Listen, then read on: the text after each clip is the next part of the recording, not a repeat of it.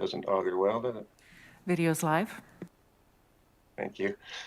Good morning, everyone, and welcome to the Regional Services Committee meeting of November 24th, 2021. Before we begin, I'd like to acknowledge we're on the traditional territories of the Coast Salish peoples. And with that, I'll turn to the first item on the agenda. Ms. Legault. Thank you, Mr. Chair. The first item is adoption of approval of the agenda, and just a note of the supplemental information that was distributed yesterday in relation to the closed session item UB1. Okay, thank you. Any other questions on the agenda? Motion to approve. Second. All in favor? Opposed? Motion carries. Next item, Ms. Legault. Thank you, Mr. Chair. Item M1 is adoption of the Regional Services Committee meeting minutes of October 27th. Okay. Moved. Second. Do I see a seconder? There we go. All in favor? Opposed, if any? Motion carries. Thank you. And the next item, Ms. Legault. Thank you. No business arising, no participants for public input period, so we're on to delegations. I'm just going to move. So item D1 is a delegation from Cowichan Housing Association. We have Shelley Cook and Guido Wise regarding the Cowichan Housing Association's 2022 work plan and emerging housing-related issues for information. Great, and welcome Ms. Cook and Mr. Wise. Do you have a presentation or? Excellent. I'm sorry, I'm just having a hard time hearing you a little bit. My audio is a little low, but I can hear you. And so that's the important thing. Okay, great. So is it okay if I start? Yes, please. Thank you so much. I just wanted to confirm. So as noted, my name is Shelley Cook. I am the Executive Director of Cowichan Housing Association. I'm here today to present to you our 2022 work plan, an associated budget. I also have Andrew Wilson, our project manager, standing by in case there's questions, as well as Morgan Saddington related to finance. So I just want to say what a real pleasure it is to be here today and to chat with all of you about the important work of Cowichan Housing Association. Next slide. Not sure if you're seeing a slide at all. Sorry, no, we don't see them yet. You don't have a presentation. Okay, maybe we'll just wait. Shelley, you share your screen with your presentation? Oh, okay. My apologies. I'm new to WebEx. So let me share my screen. Okay. Okay, my apologies here. So how do I? So got it up. Yeah, I'm just coming here. Okay. All right. So how do I share? No, this isn't okay. So we'll just be one sec. My apologies. I thought this was, it's sort of like, there we go. No worries. Yeah, it's sort of like Microsoft Teams. Hey, I guess you share that way. So I'll be better prepared next time. My apologies. Okay. Andrew. Hello. Nice in case you question whether or not Andrew was here. Yeah, Shelley, I watched Andrew grow up. Did you? Yeah, we lived on the same I wouldn't really call him a hellion, but he was pretty brave. Well, he's calmed down a lot. Just so I know he's a dad. He's a great asset to our organization, as evidenced by his current efforts on my behalf. So we're just hoping everyone can see the presentation. Okay. Can you see? Yeah. Do I see thumbs up there, Blaze? Thumbs up from Blaze. Awesome. Thank you, Andrew. Excellent. So again, my apologies for that misunderstanding there. So I'm here today to talk to you, as I said, about a work plan for 2022.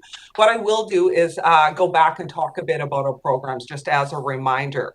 We were here sort of presenting to you in July of 2021, talking about our annual report and some of our accomplishments. So some of this stuff you will have heard before, but this allows us an opportunity to sort of dive in deeper about our work plan. And in my review of the programs, I'm going to be looking at both CVRD funded programs as well as those that we have funded by other sources. So just to sort of take you back a little bit, on October 20th, 2018, the public approved by referendum the establishment of the Regional Housing Service. These are the two primary goals of the Regional Housing Service, really to increase capacity for local communities to develop affordable housing and to increase local funds for affordable housing. So by leveraging existing funding. So this becomes important throughout the discussion because these are things that we've really attached our work to and are really focused on as an organization. So bylaw 4201 then put in place the two main components of the Regional Housing Service, the Housing Trust Fund, which I'll talk about all of these in more detail, and then Cowichan Housing Association operating programs and services. So these funds the Housing Trust Funds are held by the CVRD and allocated based on applications for approved projects. That then led into the development of our financial contribution agreement in May 2019 to also provide additional services, including planning, research, housing development coordination, and housing loss prevention, and then just more broadly, service management and administration. So at this point in time, we've been operating under this arrangement. So again, October 2018 for 3 full years. So that is an important point to mention. So just again, as a quick review, these are our programs and services under the Housing Trust Fund and then the sort of broader program framework just discussed. So we have our CVRD Housing Trust Fund of $500,000. Our main project, our program under this fund is the Rental Housing Contribution Program. We provide an equity contribution of up to 10% of a capital budget towards the development of affordable rental housing. There's also project development funding to help, like it's really seed funding to get projects off the ground and develop proposals, and emergency contingency fund to assist people with sudden loss of housing, particularly those unable to access emergency shelter. In terms of planning, research, housing development coordination, and housing loss, it's an amount of $138,000. With that goes along the Housing Research and Information Hub, project development assistance. Primarily, we've seen private citizens requesting some assistance there. Strategic planning, outreach, and capacity building, which is obviously a huge scope of work involved there. And then housing loss prevention services, which we built on through external funding as well. And then our service management and administration is $112,000. So I did want to mention that we do have audited financial statements this year, and we had a wonderful, clean audit. So it was a really great process that says a lot about our financial management. Those will be available for your review after they're approved by our board on Thursday at our AGM. So I just wanted to let you know that. Okay. So this is just sort of a breakdown of to date what programs have been funded through our Housing Trust Fund and more broadly the Regional Housing Service. So it gives you a breakdown of these various projects. So we've been able to leverage these funds to create dozens of units in our community across the CVRD, which has been fantastic. I just want to note that we do have just over $800,000 remaining in the Housing Trust Fund balance. At the bottom, you'll notice Duncan Housing Society will require their funding in about a year. Again, sort of leveraging those different pieces sometimes takes a little bit of time. And then the Community Land Trust, we're looking at late 2022. We have yet to actually receive an application from them. So really, we're sitting pretty firmly with $800,000 in our current Housing Trust Fund. This becomes important when I discuss an upcoming project and certainly some of the challenges related to how the funding is administered and what we will be requesting from the CVRD board.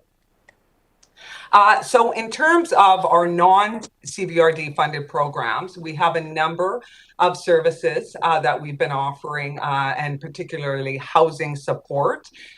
So through COVID-19 emergency funding, we've worked closely with the COVID-19 Task Force for Vulnerable People in Cowichan Valley to capitalize really on the opportunity around emergency funding and really leverage it towards homelessness services and homelessness prevention.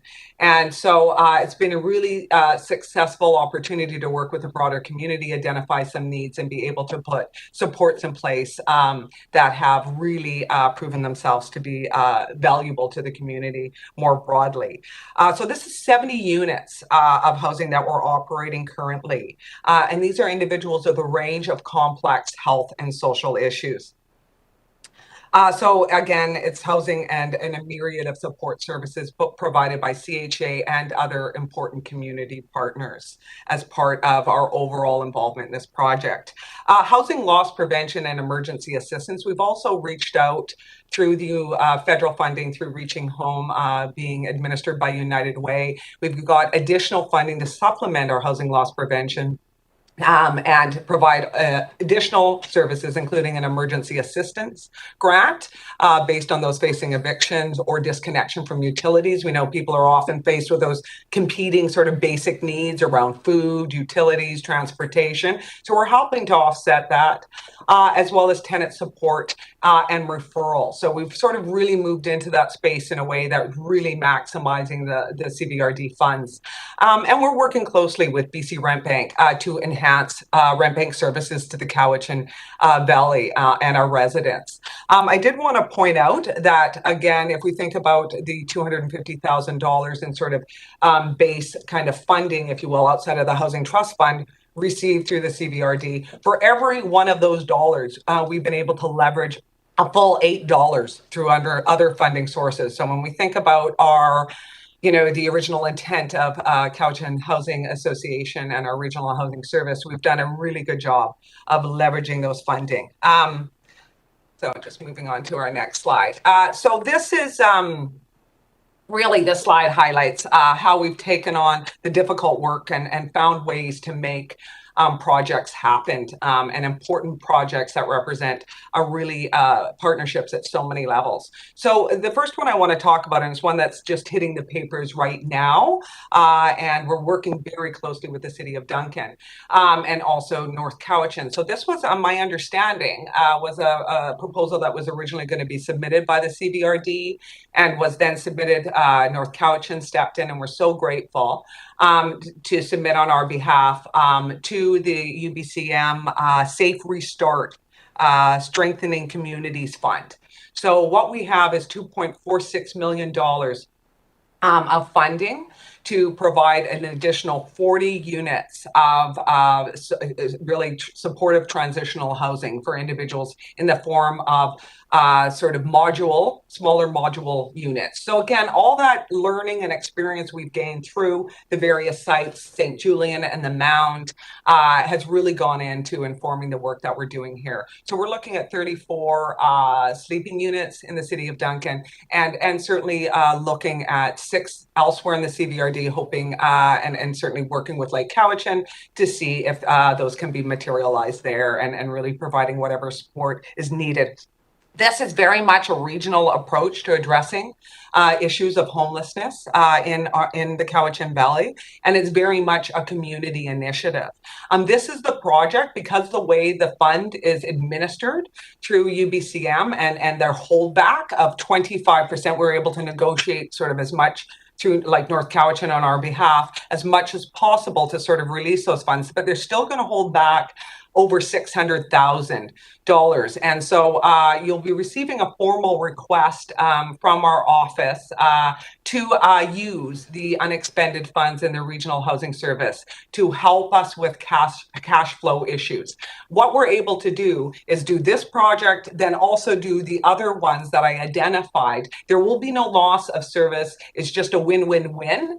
But it allows us as an organization that's not sitting on significant reserves, and no one would expect us to be, to make this project work, to make sure that we're providing funding. So I just want to raise your awareness there around that project, and certainly the request that's coming forward there. And again, no loss of service based on that request that will be integral to our ability to administer the program successfully. Another one that is a little bit further down the pipeline, but we're just waiting to hear about, is a rapid housing initiative. So this is just shy of $22 million, and we're hopeful that we'll hear very, very soon. So again, this is another amazing partnership that CHA is involved with, and this time with Cowichan Tribes. We're looking at 52 units and a mix of 1 and 3 bedroom units on Cowichan Tribes land, serving their members.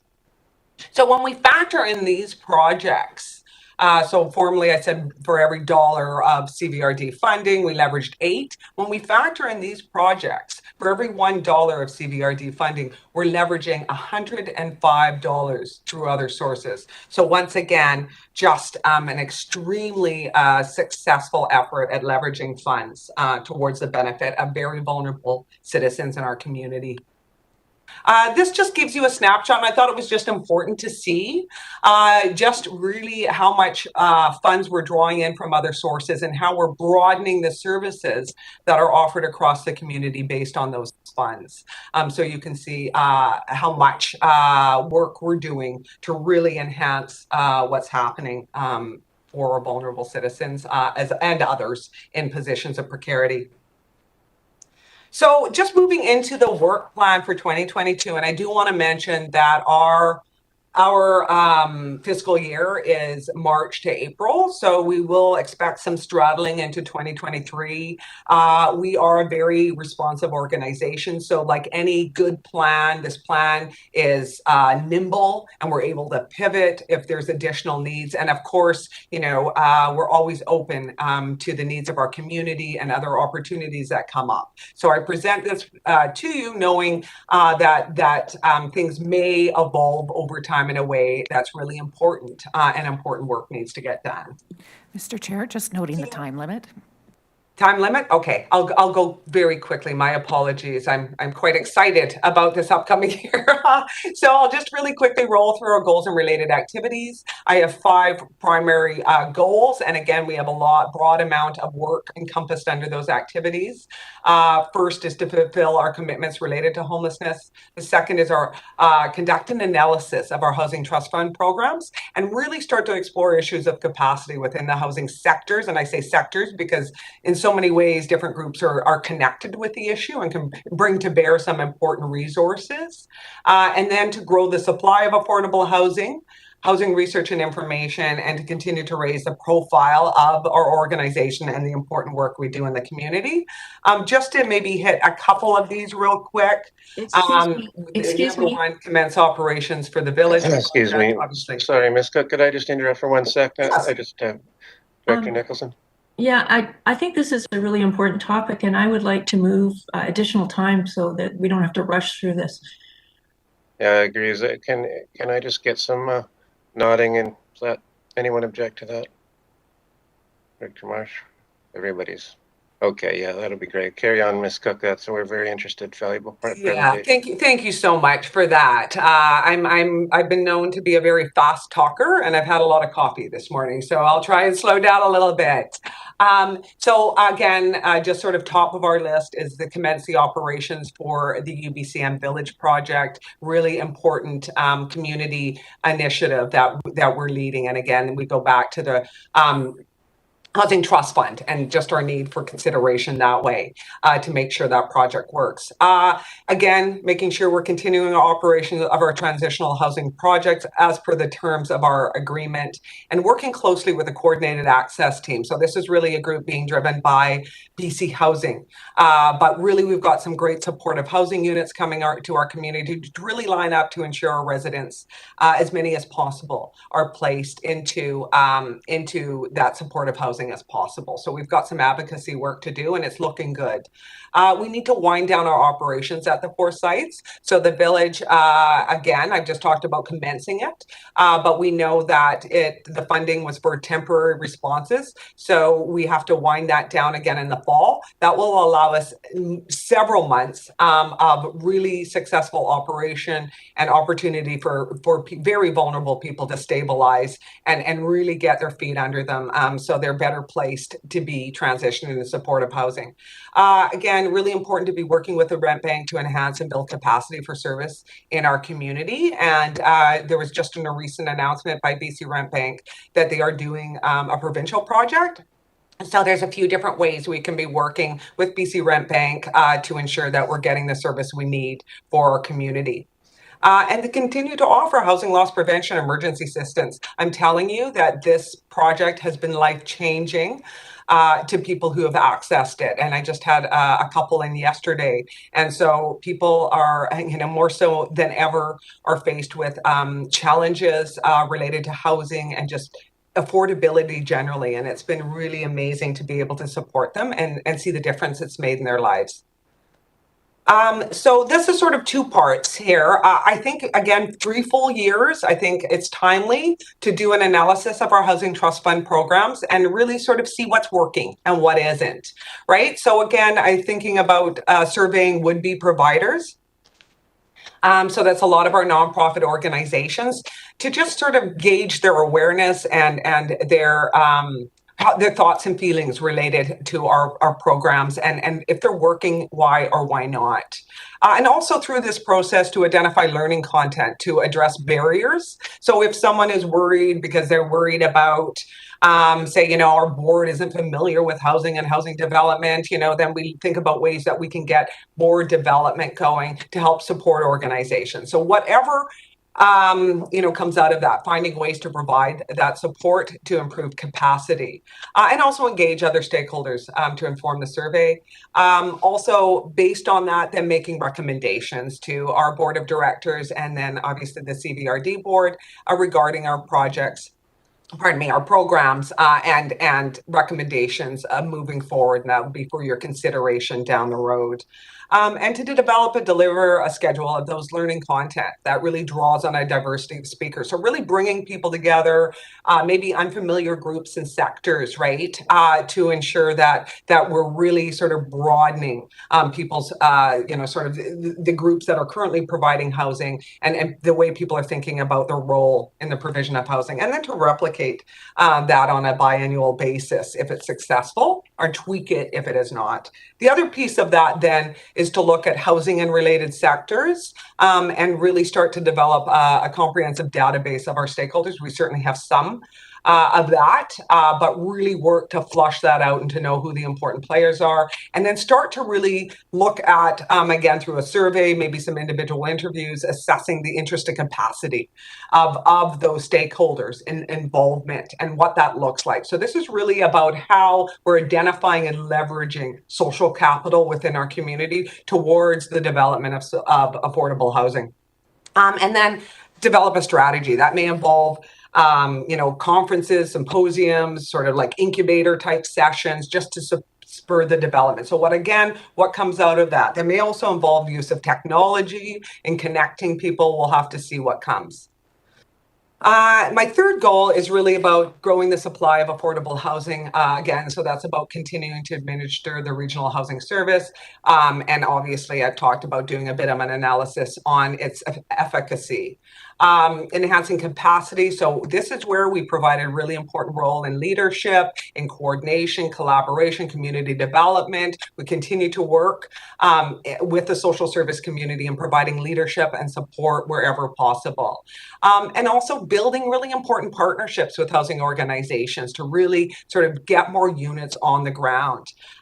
We also identified the need to really work with local governments and other groups, because this has been a real challenge as we've been funding opportunities have come forward. Finding land has been a real challenge to really capitalize on these opportunities. So we're really wanting to identify an inventory of land for affordable housing projects, and then look at contemplate a potential structure if we look at sort of a land bank or land trust on a local level.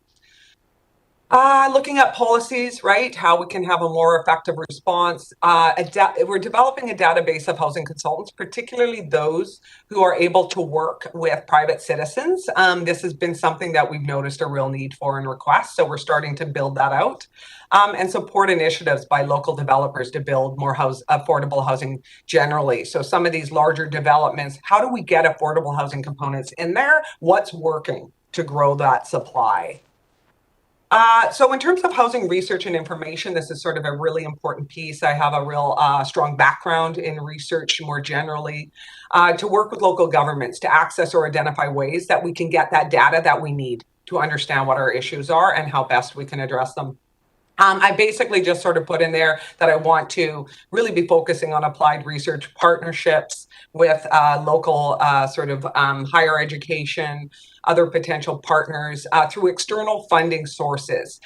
So again, sort of my background in research allows me to sort of navigate some of that funding a little bit better and work with like learning institutions like universities. And so we're identifying that just to conduct a minimum of one in this our upcoming fiscal year using external funding. And really a priority there is looking at a better understanding of the workforce housing needs and different elements related to that. So again, seeing real pressure on employers related to the workforce housing. And so a need for us to move into that space. And again, I think technology is always really important in terms of how we're leveraging those opportunities in our community and really that our social capital. So there's some neat examples that way. I don't have time to go into, unfortunately. And then the final goal I've identified is to continue to raise a profile of our organization and the work we do in the community. So advocating to higher level of government, really bringing people's attention and focus on the Cowichan Valley and the need for affordable housing across our region. And then just really promoting awareness of our programs and services. Again, as we're going out and thinking about capacity building, delivering learning content that can grow affordable housing, making sure people are really aware of our programs and services so they can avail themselves of them. Developing and implement an engagement communication strategy, including how we'll engage with businesses. And of course, our Indigenous communities and important partnerships that way. So really thinking about how best to engage and communicate and draw in those groups as we move forward. And then we had a bit of a stop-start with our community advisory committee.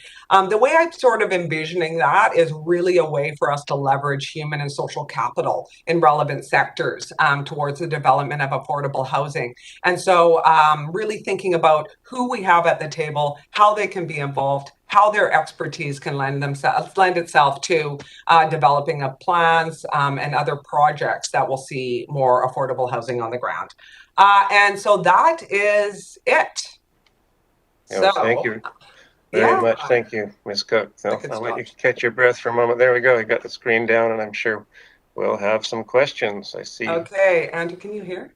Dr. Gianni DiNardo, Sebring, Hoon. We'll start with those. Dr. Gianni DiNardo. Thank you, Mr. Chair. I'm just getting the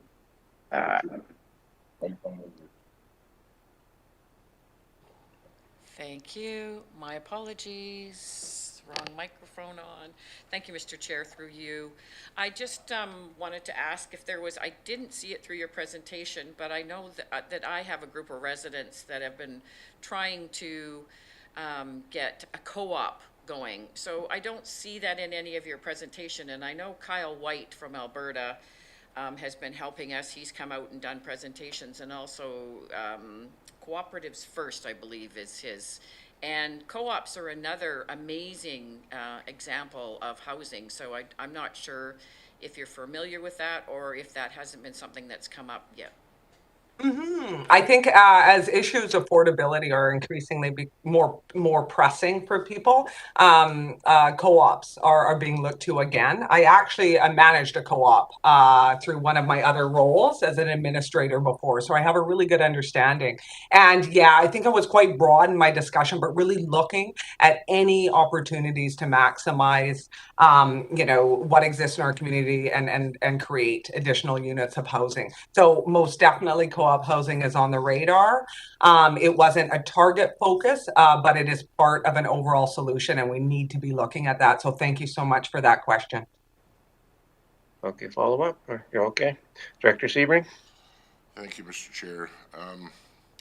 Under bullet 4, housing research and information, the last item there, you said, I'm not going to get into details on this because it would take up too much time, but I'm going to ask you to get into just some details. I'm trying to figure out the connection when you write identifying ways to better utilize technology toward the development of affordable housing. How does that work? I mean, you know, we have technological solutions for everything these days. Yeah, exactly. Well, it's a solution as long as it works well, right?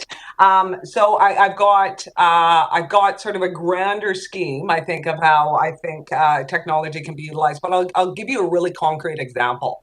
There is a group out of UBC that have developed, it's an app called HappyPad.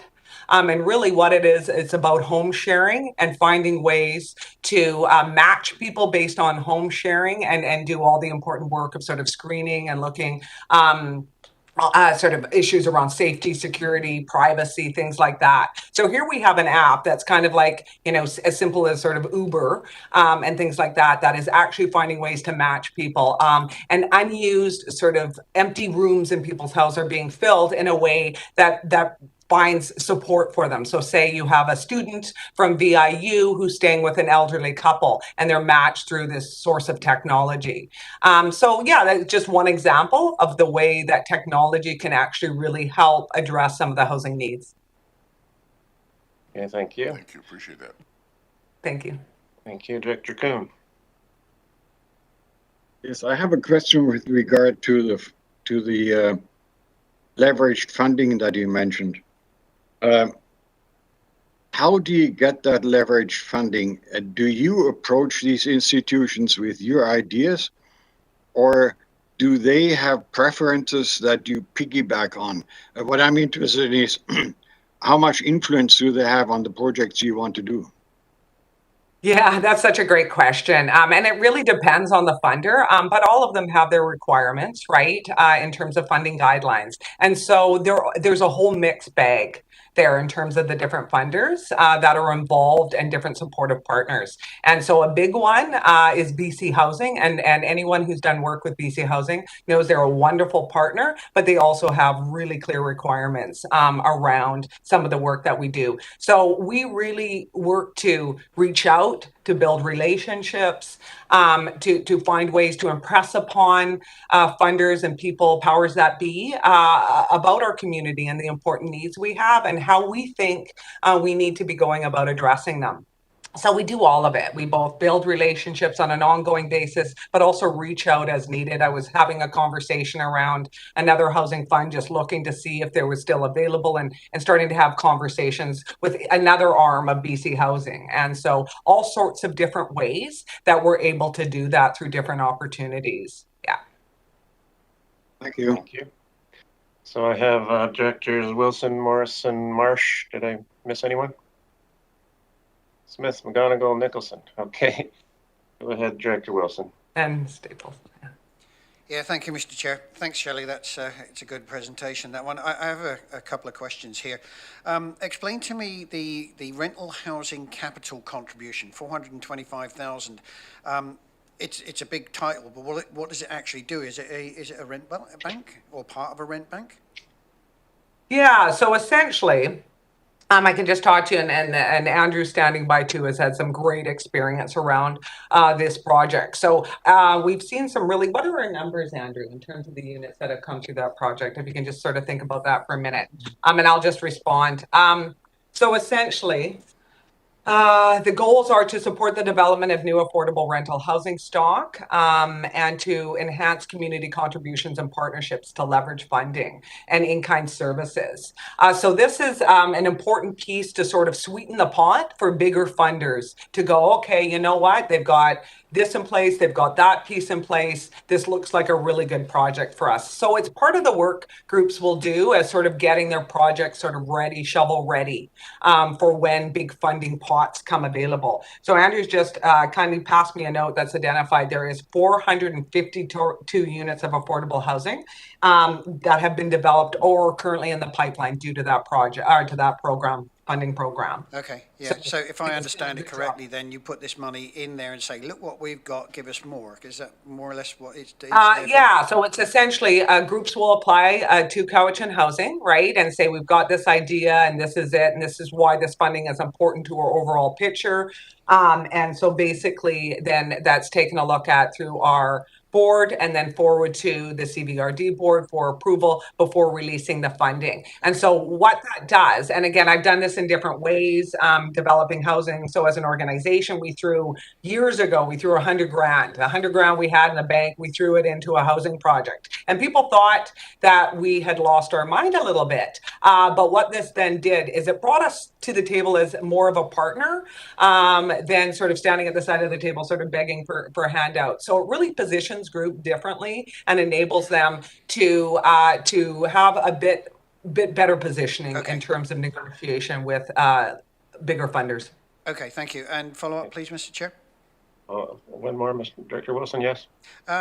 Community Land Trust, 225,000 for 2022. I've looked at, I can't find anything on the web. The only one I can find is the Cowichan Community Land Trust. Explain to me what that money is and who these people are.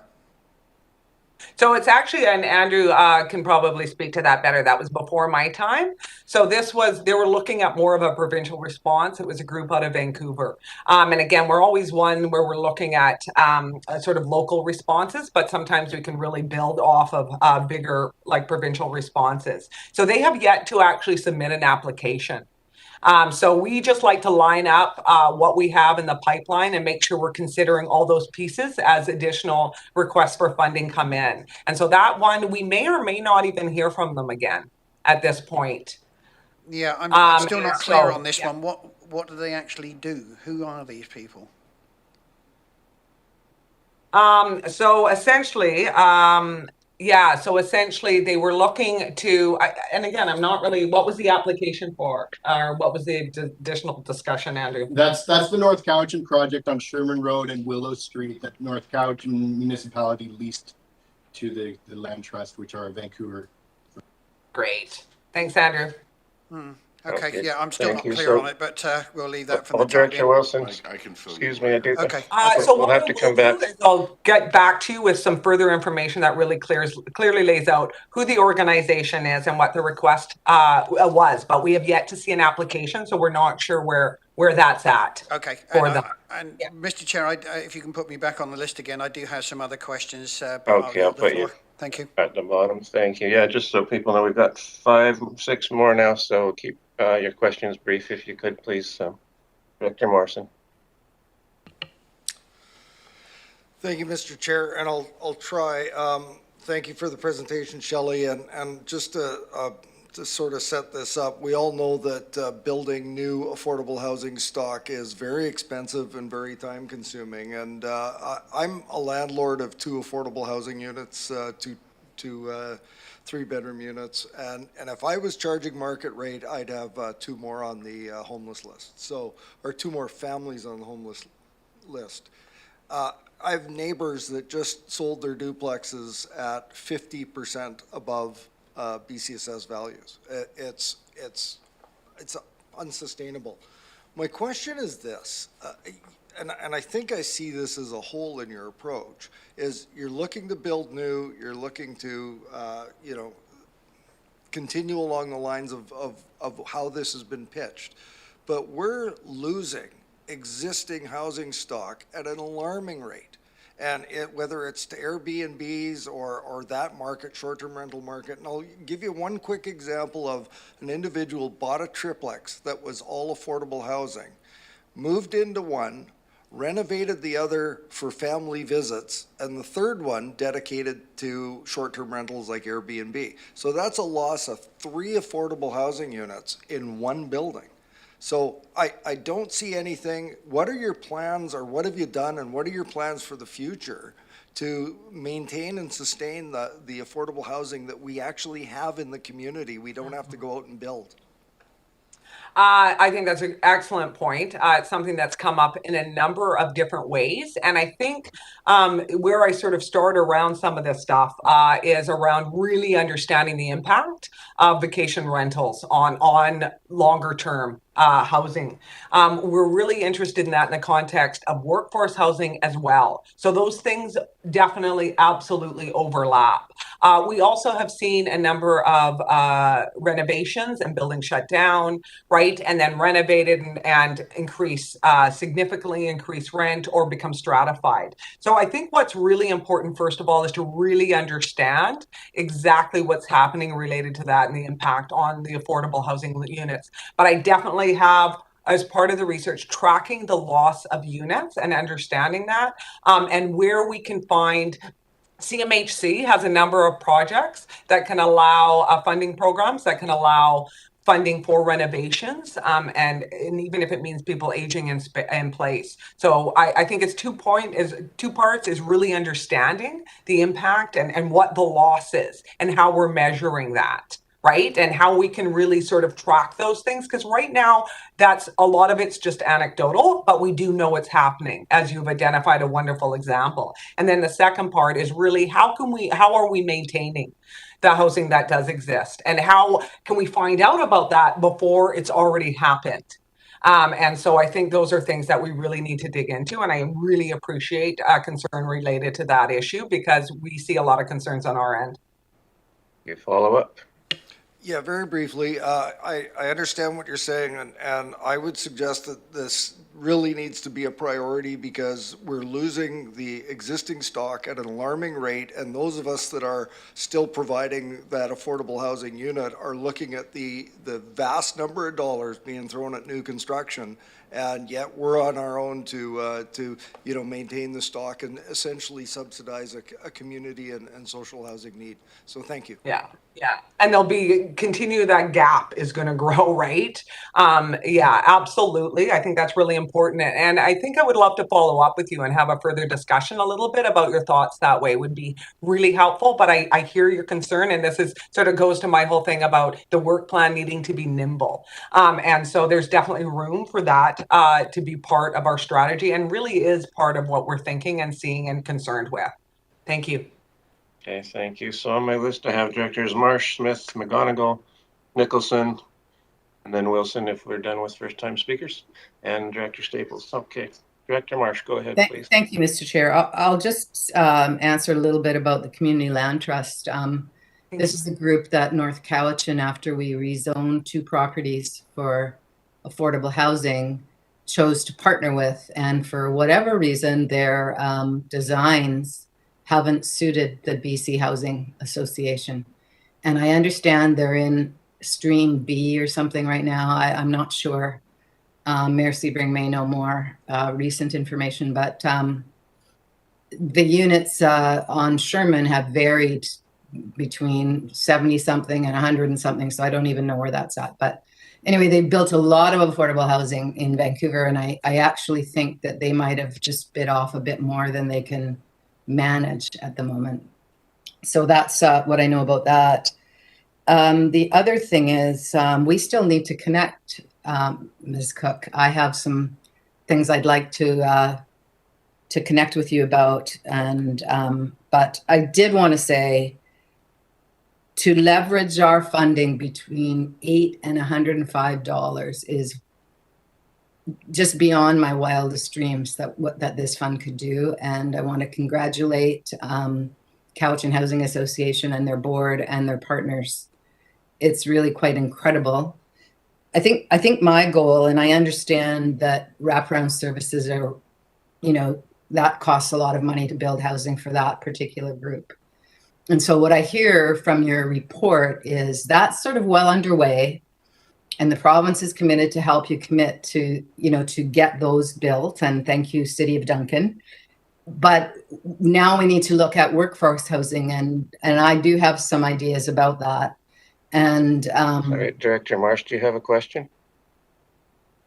Well, my question is, how can I contact you? What I can do is I'll follow up with an email and schedule a time. Okay. I look forward to that. Thank you. Okay. And really, again, I'm fairly new to the community. I really, any perspective, knowledge, historical sort of information is all helpful to me. So I appreciate that. And I'll send you an email. Right. And can I just say one more thing? Follow up, and sure. It's not a question. It's actually just to the board. A lot of what we can do, and I don't know how well it works in regional districts, but municipalities can certainly zone for rental housing. And that is a big stick that, not really a stick, but if the property is zoned for rental housing, then that's what only can be built there. Thank you. Okay, thank you. See So Director such a Smith? decline in rental housing. It's alarming. Director Smith? Thank you.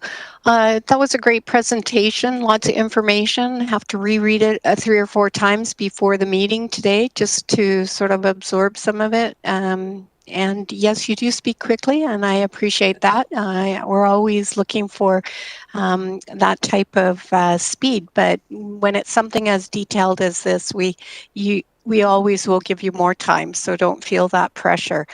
I have a few things. I was looking at the UBCM 2.46 million for 40 units, and that covers sleeping units, which is great. And then I see the application for the Cowichan tribes for rapid housing for 52 units, and that's also amazing. That would really benefit the communities. But then I'm looking at where are we actually at when it comes to seniors, single parents? We seem to have covered homelessness, at risk.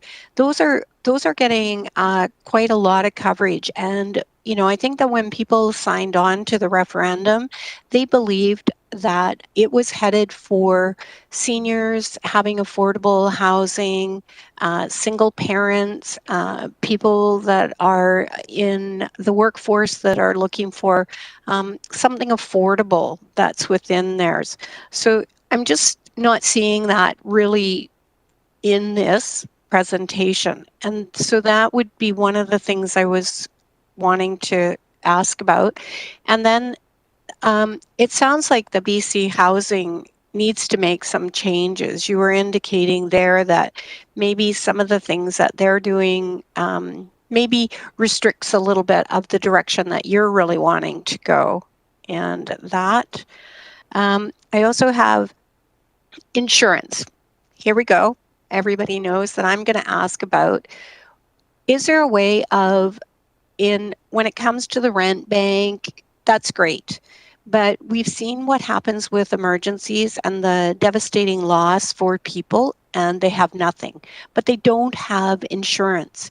And if the insurance is $112 a year for their contents, that would provide them with the ability to replace. They don't have to have their hand out to someone in the community that they feel they may not even come forward because of a feeling that it points a finger at them or creates a little bit of a you know what I'm saying. But I think that if there's a way of creating a bank of insurance, that when it comes to these areas, this is definitely something that would work very well. And another comment I'd like to make, I know I'm going on a little bit, even though we're supposed to be short, is I know people who have bought homes and duplexes and lots of combinations for their retirement, as income for their retirement. They are finding that the provincial rental regulations have reached a point where they've had long-term rental people in there and they've made sure that they stay there. So those are good things.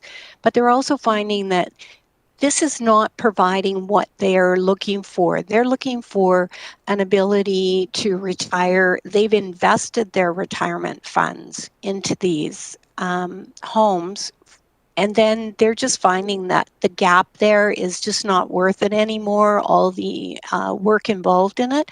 And I know a lot of them are selling them.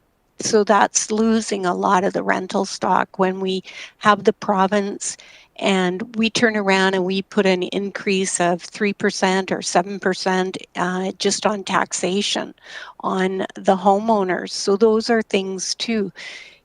And I see people that are investing in Excuse me, Director Smith, I'm going to have to stop Yep. you there. We've got Okay, so many speakers. I just will ask those questions then. Okay. Ms. Cook. So much there. So much there. I'll be really, really brief in my response. Thank you. So really, again, through COVID, there was a lot of money that came through higher levels of government to deal with the emergency.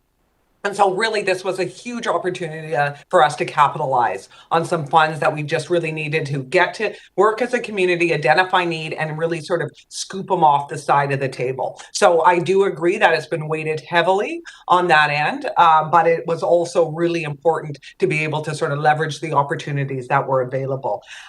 In terms of seniors housing, people with disabilities, families, single parents, that is absolutely priority housing for us. Both the Ladysmith project, in terms of that 452 units I identified, there's 52 units. That's exactly the population they're looking at.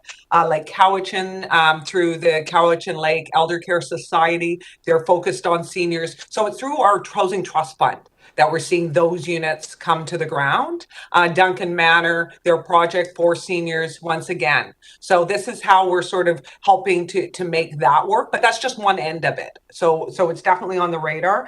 BC Housing, I mean, again, is a great partner. I think it's just, again, they want to see and have things sort of set up in a way that respects affordability, privacy, different things, right? And I don't think there's any sort of changing the fact that they really want to sort of provide, have their influence on projects that they're funding. So it's just working within that. And sometimes, it's great to partner with BC Housing. Sometimes it's great to look elsewhere and maybe do it under your own steam as an organization.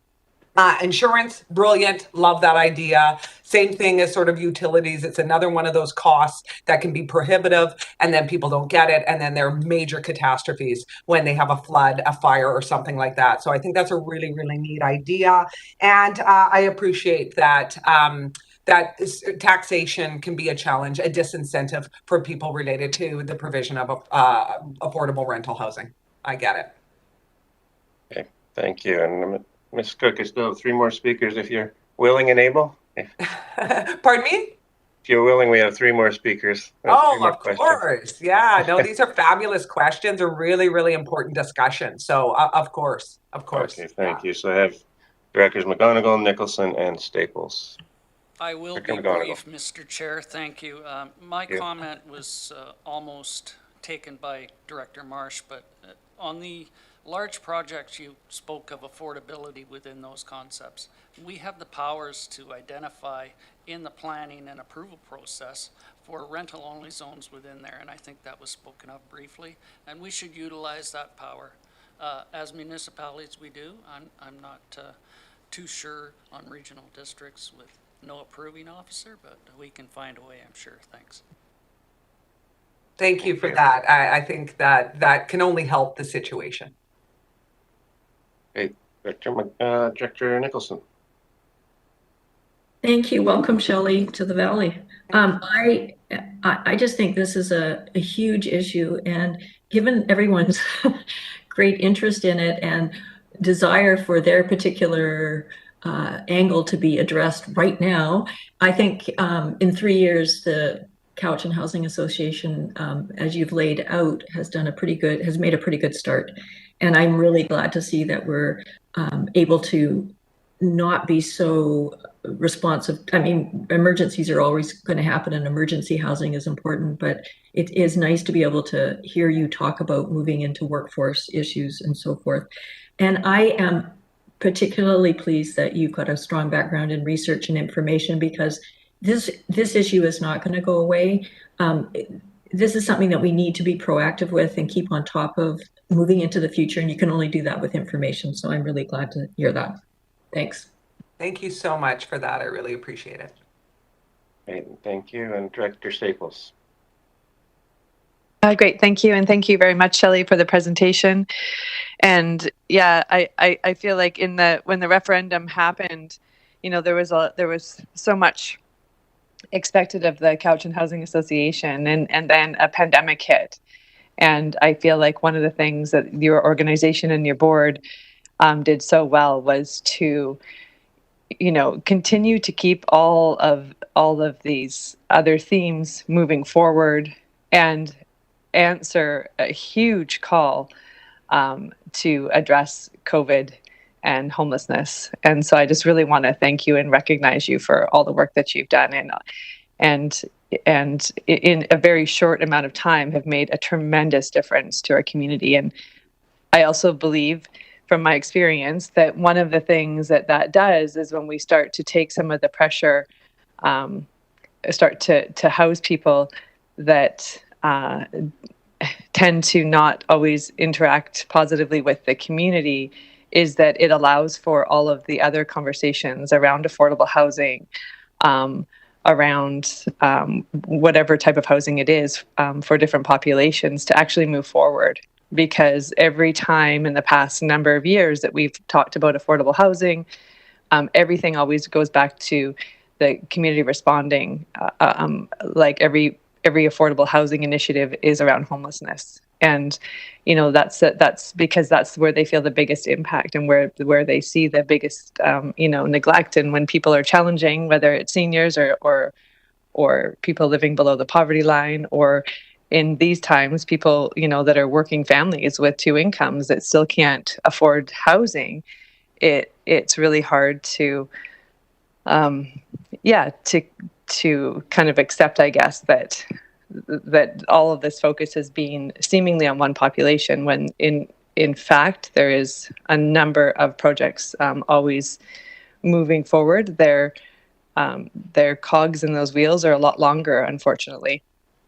And so I have two questions for you. One question is with the point in time count. So Couch and Housing Association completed the point in time count in 2020, I think about a week before COVID hit.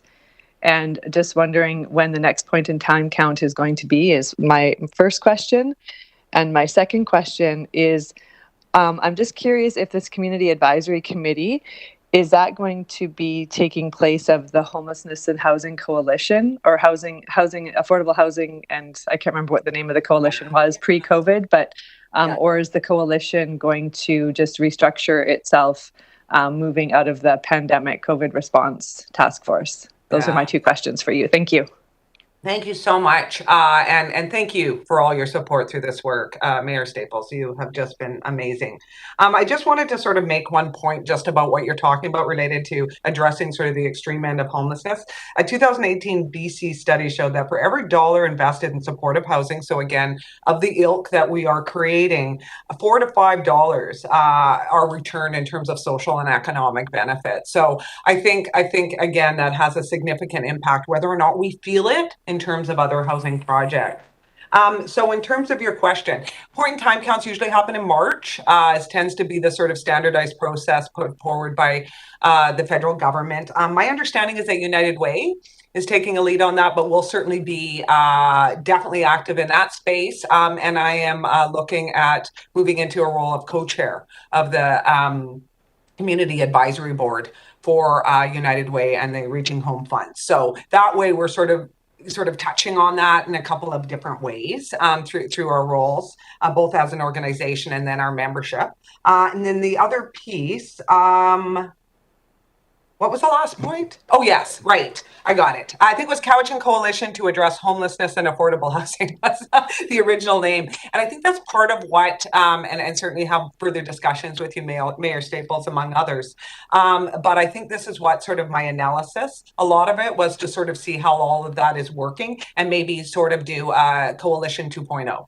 right? Based on post-COVID and really focusing in on the work that needs to be done to see some housing hit the ground, right? And so while I see a massive role for us in that leadership function and coordination and collaboration and community development more broadly, I think it might take on a slightly different shape. But obviously, those are things we also need to be sort of fine-tuning with our important community partners and government partners, right? So I look forward to a further conversation with you. Excellent. Thank you very much for that. And again, thank you to you and your board for everything that you've done through COVID, but just also in general and moving this conversation forward. Really appreciated and noted the great successes that you've had in taking care of a number of crises over the past couple of years. So thank you. Thank you so much. I think the staff team here has been incredible, and these are some of my work of my predecessors. So I just want to acknowledge Bev Suderman and John Horn and their work, as well as Andrew Wilson and Morgan Saddington. Incredible. Yeah. Thank you.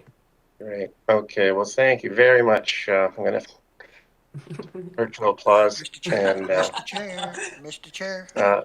Director Wilson, yes, I know you have. I'm going to have to ask you, would you be able to follow up offline given the time? Well, yes and no, but let's just let me finish here if I could, please.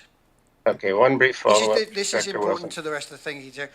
So one of the things that that strikes me is the amount of leverage that we talk about between $8 and $100. That's a huge amount of money somewhere in the pot. So what I need to know is how solid are these promises, these leverages funds? Are they held somewhere in trust? Can they be taken away? But basically, they want to know where they are and how solid they are. Yeah, so again, we are still waiting to hear about the CMHC project, that big one with Cowichan tribes. We have every reason to be super optimistic. So once they're announced and it's confirmed, it's 100%. Right? The UBCM is absolutely 100%. We're just requesting some assistance related to how the cash flow is arranged. And again, as administering this fund, it just creates challenges for us because of the holdback amount is really it. So that's 100%. I think opportunities evolve on an annual basis, for sure. And so we have to just really be on our game and thinking about how we're doing that work, the important work of using what we have and leveraging not just dollars, but also human capital, additional resources, whatever we can get to make things happen on the ground in our communities. So yes, that's 100% certain, with the exception of the CMHC isn't announced yet. And we just have to sort of be doing that important work every year and making sure that we're availing ourselves of the funding opportunities. And there's different ones coming down the line. They're not focused on emergency responses. It's about community partnerships and the development of affordable housing for seniors, for families, for lower income individuals. Okay, well, thank you once again, Ms. Cook. You can see the amount of interest we have in the vital interest of housing. Yeah, I understand why. Okay, thank you very much. Now I'm seeing that it's 10:33. I know we do have one more delegation, but I think we'll have a 10-minute break and be back at 10:43, please. Thank you again. Bye. Thank you.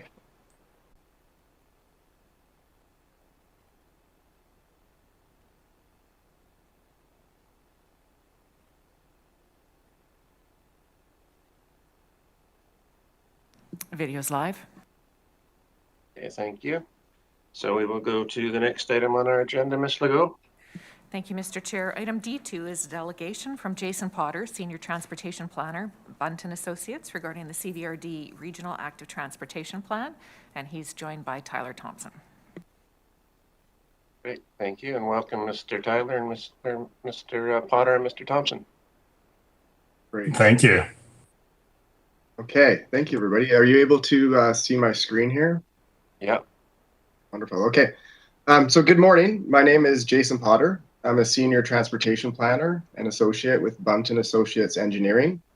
And I'm here today to introduce you to our initiated Regional Active Transportation Plan, or CVRD. Active transportation is walking and cycling, which is now often referred to as rolling, to include electric assist bikes, scooters, and other forms of micromobility. I'm joined today by Tyler Thompson. Tyler also works on the Bunt team, and Tyler and I are both from Bunt's Victoria office. Leanne Buck with Uplift Communications had hoped to join today, but sends her regrets. Uplift are sub-consultants for the important public engagement role. So today we'll be looking at the purpose and objectives of the Active Transportation Plan. We'll look at strategies and priorities, the public engagement process, and then also our next steps. So for the purpose and objectives, the Regional Active Transportation Plan will strive to integrate existing and in-progress transportation plans, policies, and initiatives throughout the region, while filling in gaps to create a cohesive and connected regional active transportation plan. We want to bring together all affected and invested stakeholders across the region in a collaborative process. Further and more refined specific objectives for the Active Transportation Plan are to provide a list of recommended projects that the CVRD can work towards for 20 years, as well as strategies to advance project timeframes. The CVRD is, of course, a unique region with 4 municipalities and 9 electoral areas. Therefore, the Active Transportation Plan will have a unique focus on improving connections between urban hubs. Recommendations will be conscious of emerging technologies and their opportunities. Recommendations will strive to be equitable, accessible, and inclusive. We'll look to increase public health and safety by creating safe and comfortable spaces for walking and rolling. We will seek to be financially responsible in our recommendations by promoting strategic investments in active transportation. And we'll strive to strengthen relationships and collaboration with all residents, First Nations, and community stakeholders. And we'll look to also provide a framework for regional cooperation and collaboration. In terms of priorities and strategies, safety is very much paramount in the infrastructure that we'll be recommending. And safety speaks to actual physical safety, but also as well as perceived safety or comfort. We'll seek consistency in infrastructure and be guided by robust and inclusive public engagement. The projects will be transparently prioritized based on a scoring matrix, which will be developed in consultation with CVRD staff. Scoring factors used in other projects include scores for connectivity, feedback from the public engagement process, cost-benefit analysis. We'll be producing Class D cost estimates for our recommendations, as well as asset deficiencies and areas of safety concern. Our report deliverable will provide prioritized recommendations that will have GIS map layer references.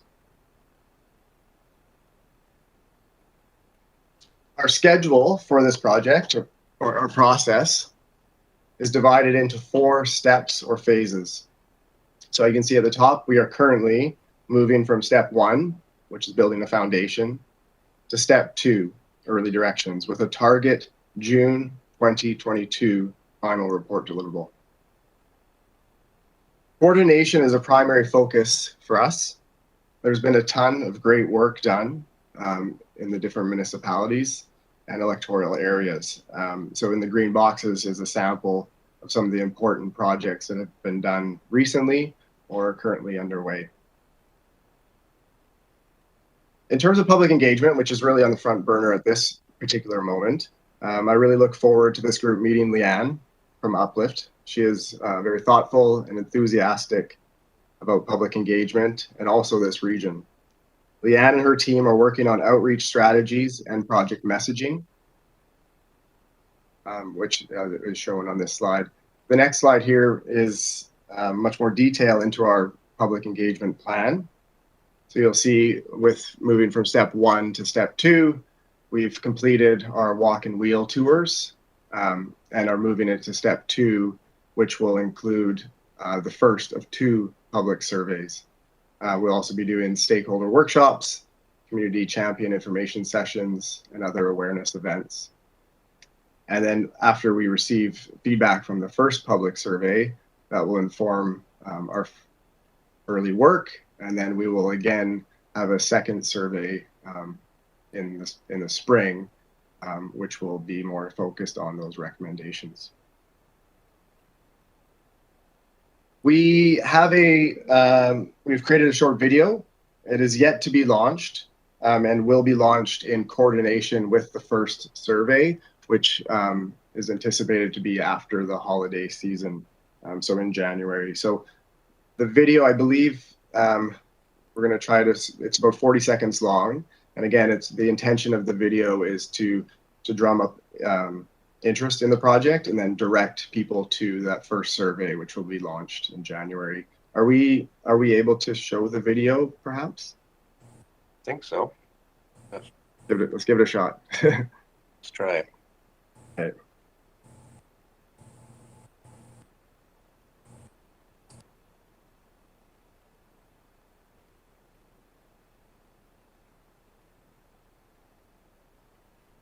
Jason, are you sharing the video? Oh, sorry. I thought that you guys were going to have that prepared. No, we're going to distribute it by a separate link because it doesn't work well in the virtual meeting platform. Oh, I see. Okay. That's what I thought you guys wanted to show that on your end. Maybe we won't. If I try to show the video through mine, then it will skip, so you won't get the full experience of it. Yeah, maybe suggest saving it for viewing the link on a separate occasion for each of you, and then you'll get the full experience. I think that would probably be wise. Thank you. We'll do that. Sorry for that confusion. Okay. So yeah, so look forward to for you to see that video. And again, that's just to promote and get people interested in the project. So, and then my final slide today is just really our next steps. So again, a summary of where we're at and where we're going. So we will be launching soon the public engagement round 1, which includes First Nations engagement. And then there'll be continued consultation with CVRD stakeholders and technical advisory group. And from the public engagement process and our steps, we'll be begun to compile a comprehensive list of potential projects, infrastructure and non-infrastructure initiatives. And then we will analyze those options using the scoring matrix tool. And we'll also be developing an active transportation toolkit specific for CVRD. That will then inform the second round of engagement and survey, where we will be presenting more refined projects and looking for community input on those. And that will be again followed by the final active transportation plan, which we expect in June 2022. And we look forward also to providing another update to this group in the spring. That concludes. Thank you. Great. Okay. Well, thank you very much for that presentation. And if you could take your screen share down, I'll see if we have some questions.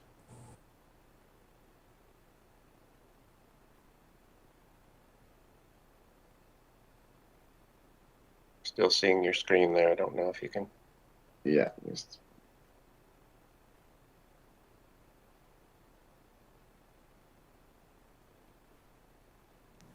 If you move your cursor to the top of the screen, a red drop-down bar should show, and then you can click Stop Sharing. Getting everything but that here, but bear with me.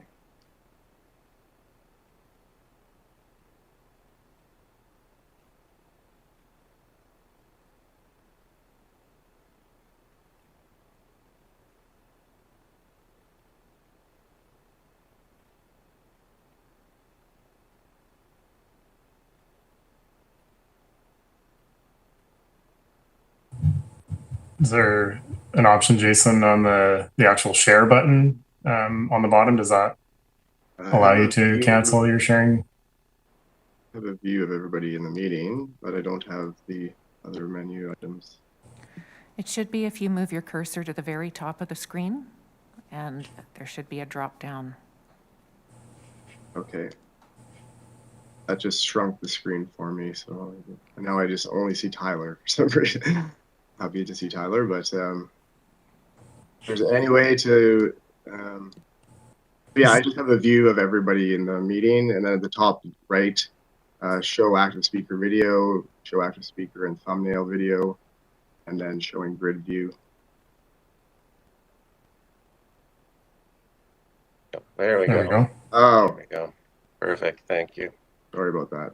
All right. I see Director Justice and Yanni DiNardo. Oh, and Martman and okay, we'll come back. Go ahead, Director Justice. Thank you, Mr. Chair. Through you to the delegation, I was just intrigued. One of your objectives is to be conscious of emerging technology and opportunities, and things are changing fast in all levels of technology out there. So I was wondering if you could say what sort of future developments you're keeping your eyes on, and do you anticipate that might significantly impact the sorts of infrastructure we're wanting to develop? Yeah, great question. So it's very much an evolving field, active transportation, and with electric assist bicycles, it's really created a large growth in terms of catchment areas and opportunities for active transportation. So what someone might consider to be a long bike ride before is now becoming a little bit easier with electric assist. There's also the scooters and other mobility aids that are becoming more common, especially in the aging demographics, that we want to make sure that the infrastructure that we do recommend has the ability to accommodate scooters and different types of wheelchair and mobility assistance. So there's, yeah, it's definitely trying to keep up with that, and also the forecasted growth that comes with those opportunities. Okay, thanks. Okay. Director Yanni DiNardo. Thank you, Mr. Chair, through you. I just, I've had the electric assist bike for more than 6 years now, so I really appreciate this. And for the reason why actually getting into politics was from Parks and Trails and connectivity and making it available, and practically every day I'm on one of the CVRD trails. So I think this is really exciting, and I'm glad to hear that it will be staff that will be making the recommendations, not politicians. So that's really valuable to me as well. Thanks. Thank you. So I missed some hands there. I have Director Martman, Nicholson, Morrison, Smith. Okay, Director Martman, please. Hi, thanks, Jason. Thanks for the presentation, and I look forward to it unfolding over your 4 steps. I have a question on what your approach might be on the areas that border other jurisdictions, and if you've given some thought to that, because is this meant to be just within the CVRD, or are you looking at how it connects below and above and north, west, east, south? Yeah, it's a great question. And the key really word here is connectivity. And so one thing is to have within the region, but it's also very important to understand what's on the other side of the borders, and to connect to those networks. So you really can't do transportation in isolation. And so absolutely, it's a key focus for us to understand the active transportation systems in the neighboring regions, and making sure that we connect to those. I think just to add to that, Jason, I think part of the stakeholder external groups will be speaking directly with the regional district of Nanaimo, as well as the CRD, as 2 of the main connection points to the north and to the south. And a follow-up? And I'm just interested in those champion information sessions. Can you elaborate a little bit more? Yeah, and it's unfortunate that Leanne isn't here. That's a lot of her current work. So she is compiling that list in collaboration with CVRD in terms of who those champions are. There's a lot of very, very interested people throughout the region, and we just want to make sure that that we're leveraging the work that they've done, and kind of raising their voice to make sure that that they're heard. and that the work that they've done is recognized, and then using those, or maybe not using is the right word, but collaborating with those people to help spread the word to their networks. Thank you. Director Nicholson? Great, thank you so much. This is a great start, and it's a super important topic for my community. It would be amazing to be able to connect to a different neighborhood. We can't even walk down the street to our neighbor's house, let alone to the closest community hub. I have a question around your objectives, and this may be more for a staff thing, because I recognize that you are working as consultants based on a contract with the CVRD, but I am a little bit concerned that there is nothing in the objectives that speaks to greenhouse gas emissions, or how we work and advocate with Ministry of Transportation and Infrastructure, who by and large are key to being successful in any project. And then this kind of leads into the scoring matrix. So I appreciate that you've got safety and connectivity as important ways to decide what priorities are. But from my perspective, greenhouse gas emissions and density of use would be really important to consider, as well as feasibility. You want to hit the low-hanging fruit pretty quickly, because we have so many problems. And this is such an expensive task to tackle. So maybe you have some comments on that, or maybe this is better for staff to address. I don't know. Sure, I can take a kick at it, and then if Brian or anyone else would like to add, that's fine. But certainly greenhouse gas emissions is a very important point. It's a very difficult item to quantify in terms of the impact of greenhouse gas emissions, but certainly in our report, it will be presented as key driver or reason for this study, and as this report will also include an implementation plan, which will look at grants and funding and tying and making sure that this report speaks to greenhouse gas emissions is really important to access some of the potential funding that's out there.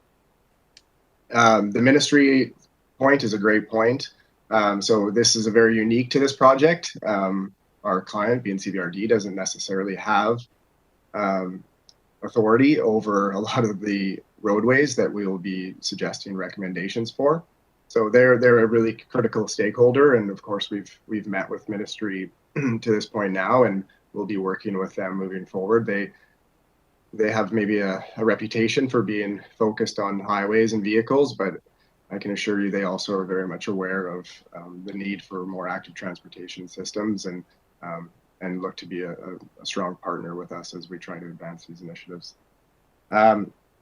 You mentioned density. That's certainly, I think that falls within our connectivity. When we look at connectivity, we're looking at areas of density, commercial areas. We're looking at vulnerable road users, so schools, senior centers.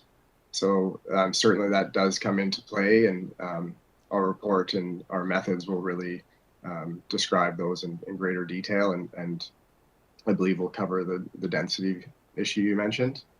In terms of feasibility, again, yeah, that's very critical, and that's why the Class D cost estimates are an important consideration, and there is a cost-benefit analysis. And I mentioned, I think, strategic investing. So obviously there's a lot of projects underway in CVRD, and so how to dovetail with those is an important consideration that will be part of that implementation plan that we spoke of. Follow up. Thank you. Yeah, I mentioned density. I guess I was thinking in particular greenhouse gas. So density and distance is probably linked very closely with greenhouse gas emissions. The other thing I'd like to bring up is I think somewhere I read there a list of the existing transportation, active transportation plans that are in the valley. And what I noticed was missing was community parks master plans. So in my area, Area E, we completed a master plan for our community parks and trails. And that includes a lot of road corridor stuff or pathways.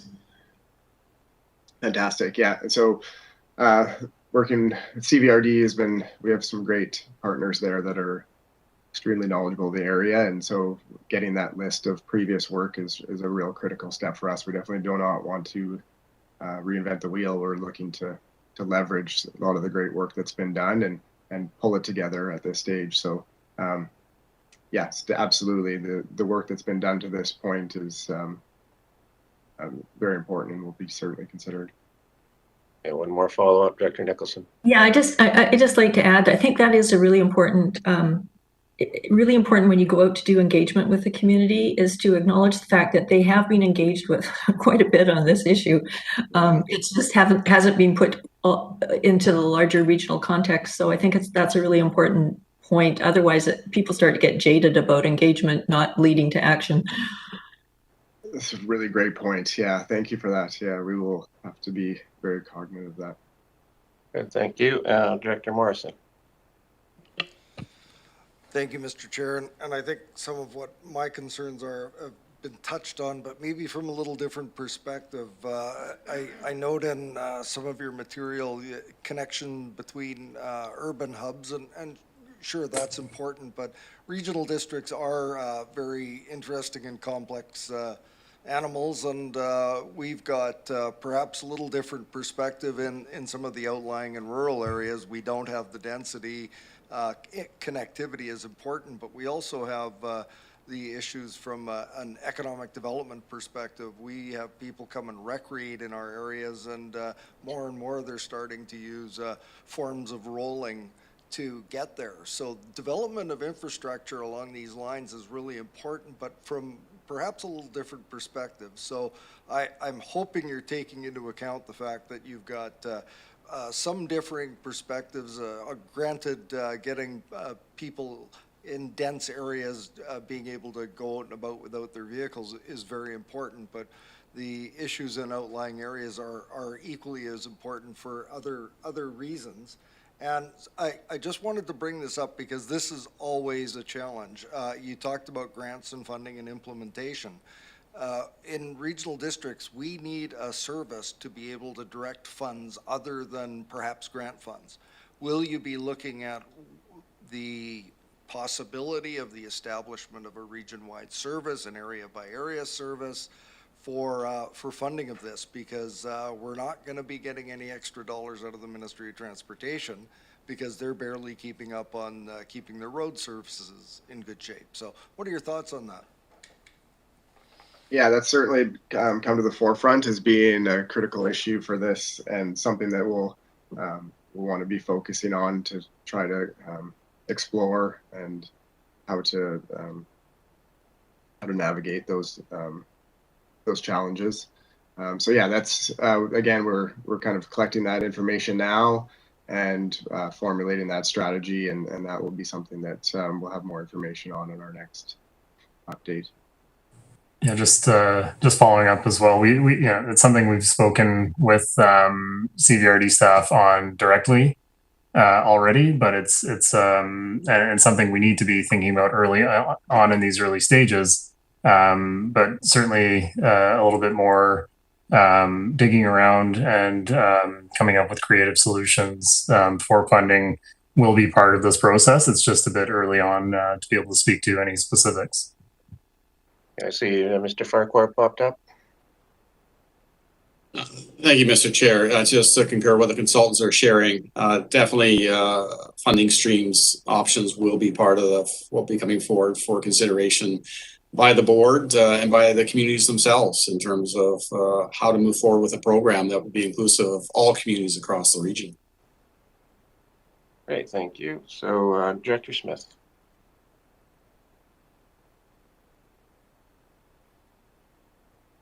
Thank you very much. Anything to do with rolling piques my interest. I spend more time on my bicycle, that's still a pedal bicycle, than I do in my car. And one of the things I'm wondering is, I have a few items, Chair, so I'm just going to run through them really quickly, is in Europe, they have Eurovelo, and it's all the trails and paths for cycling that are in Europe that connect all over Europe. And it's really an interesting network where you can cycle to. I've spent a lot of time on those trails, and it's really interesting how far you can go and where you end up. And also New Zealand has an extensive cycling, walking trails, and a lot of them are under the Department of Conservation, so they aren't necessarily under the local government.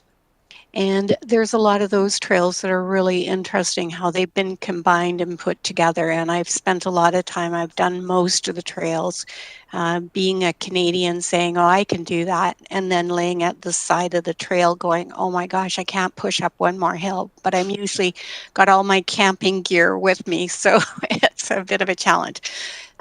Just going back to our project, one of the things that we do seem to find is parking.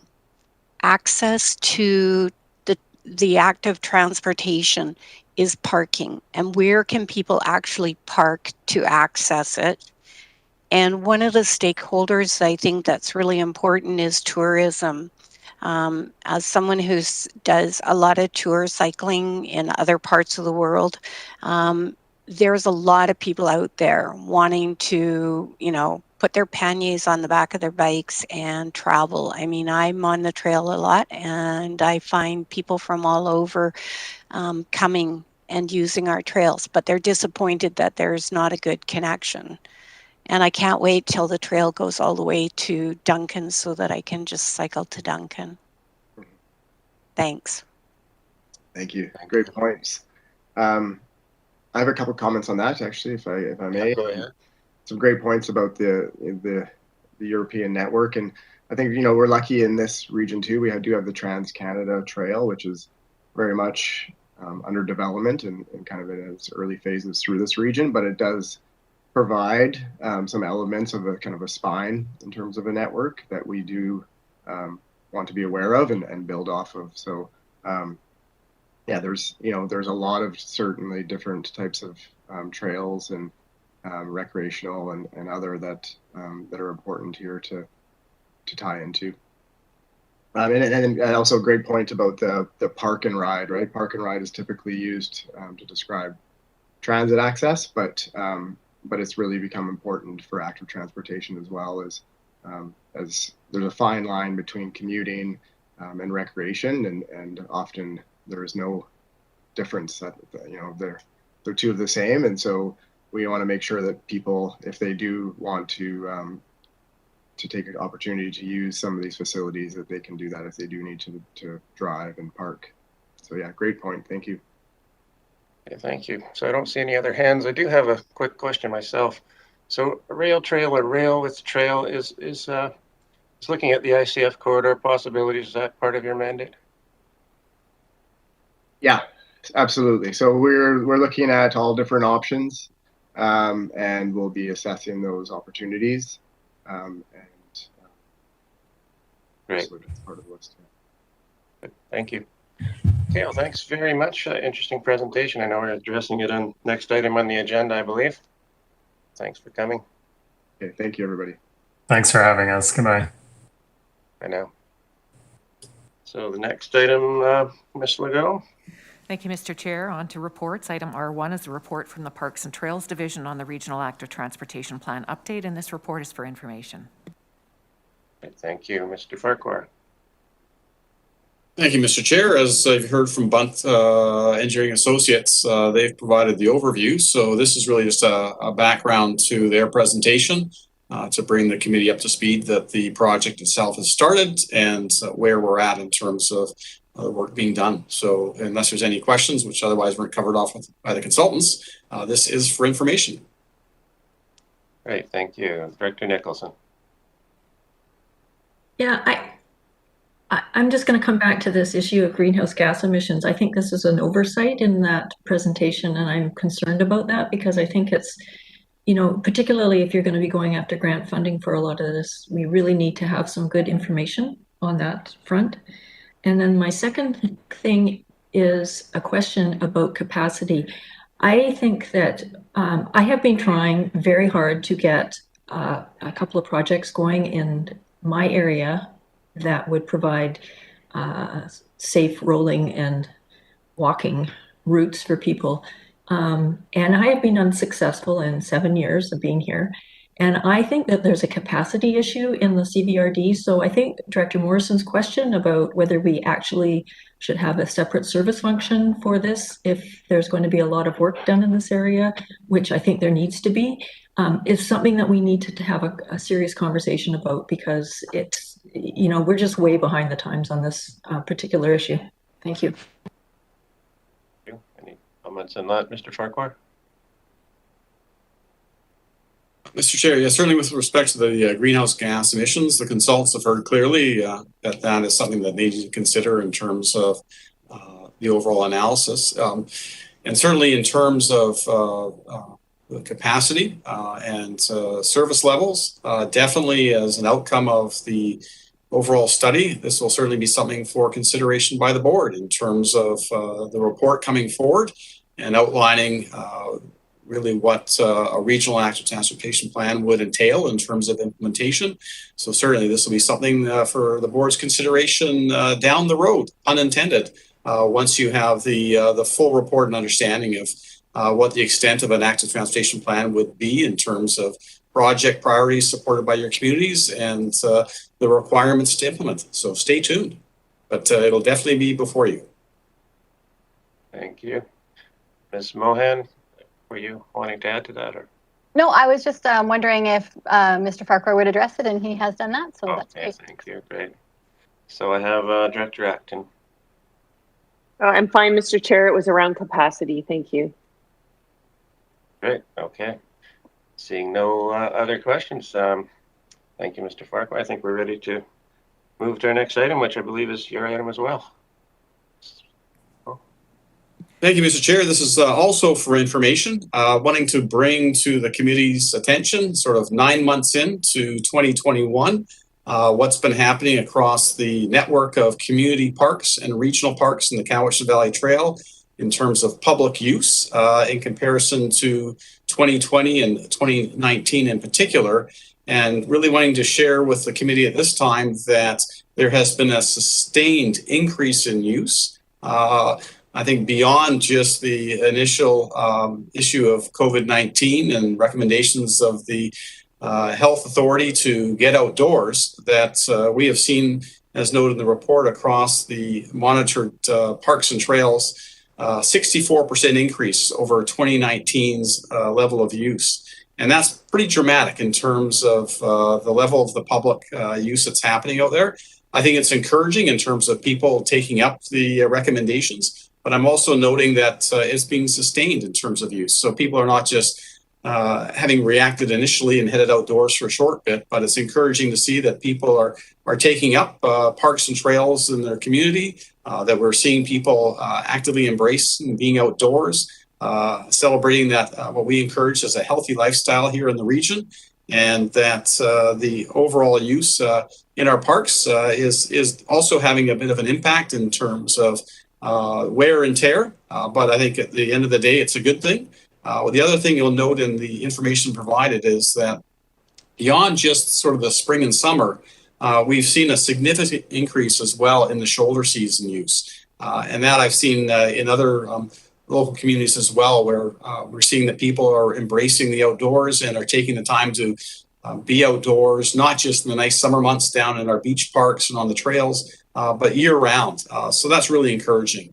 So this information is for the committee just to understand the first 9 months, and we will be reporting out again early in the new year in terms of an overall use for 2021. And I'll take any questions that the committee may have, Mr. Chair. Okay, thank you. I see Director Morrison. Thank you, Mr. Chair. Through you to Mr. Farquhar. Based on the theme of if you can't measure it, you can't manage it, I'm looking at the list of monitored parks and see a gaping hole in the parks in let's say, further away from the Trans-Canada Highway, and wondering if this goes to capacity, if there's going to be plans to monitor some of the parks in the western region. I think we've got Arbutus Park is the one that I note from the area. There may be another, but are we going to see some increased monitoring in the west of the regional district?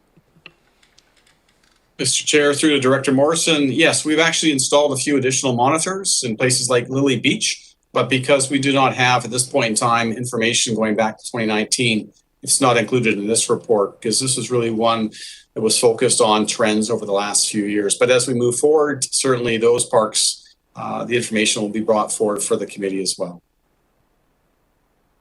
Thank you. Any other questions, Director Yanni DiNardo, and then Nicholson?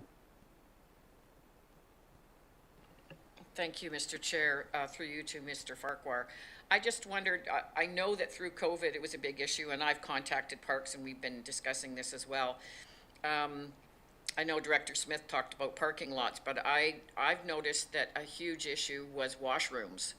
So I don't know if we are going to extend our washroom time because we have the porta potties, or how we're going to adapt to that, or if there is any follow-up or is on that, or is somebody monitoring that at all? Mr. Chair, through Director Yanni DiNardo, yes, we do monitor, and for certain locations, we've increased frequency of cleaning of our porta potties, or we've doubled down. We're extending the season where we've only had seasonal porta potties historically, where we found that level of use has increased. We've also got a couple of potential projects in stream looking at conversion or opportunities for washroom buildings, where we're just finding that the level of use showing up at particular sites is getting to a point that it's exceeding the capacity, even having a couple of porta potties. So yes, we are monitoring it and are making adaptive changes as we can on the fly. Thank you so much. Doing a great job. Thank you. Okay, thank you. So I have Directors Nicholson, Staples, and Smith. Thank you. I've got a couple of questions. First, the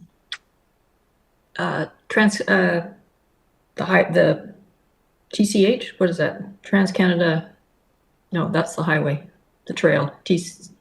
Anyway, the trail through Salem, and I think back behind Glenora, there's some significant washouts, I believe, and the trail is closed. And I've been asked to ask you when you expect that to be open again, those sections. Yes, Mr. Chair, currently staff are assessing, and we've got some engineers out looking at washouts of various degree on the Cowichan Valley Trail, both in Glenora and more substantially on the section between Duncan and Tally Cowichan. We have a major washout near Aguirre Road. We also have another significant washout at Greendale. We will be bringing forward a report once we have additional information.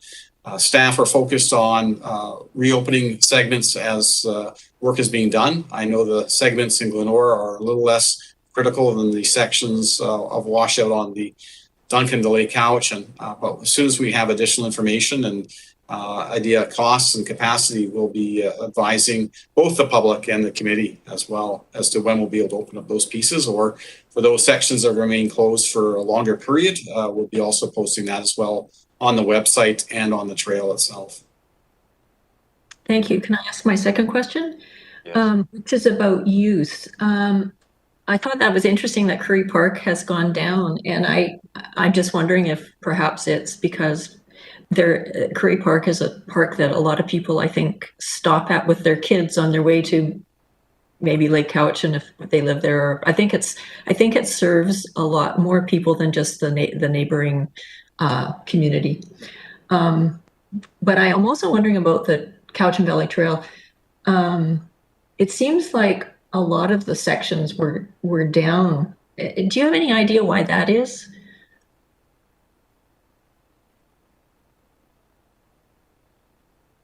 Mr. Chair, yeah, we've noticed a few parks, and Curry Park being one of them, where the level of use wasn't necessarily increasing relative to other parks. And we're not entirely sure whether, as Director Nicholson noted, perhaps the traffic going by with folks who would normally stop off with their kids has decreased for various reasons, COVID or otherwise.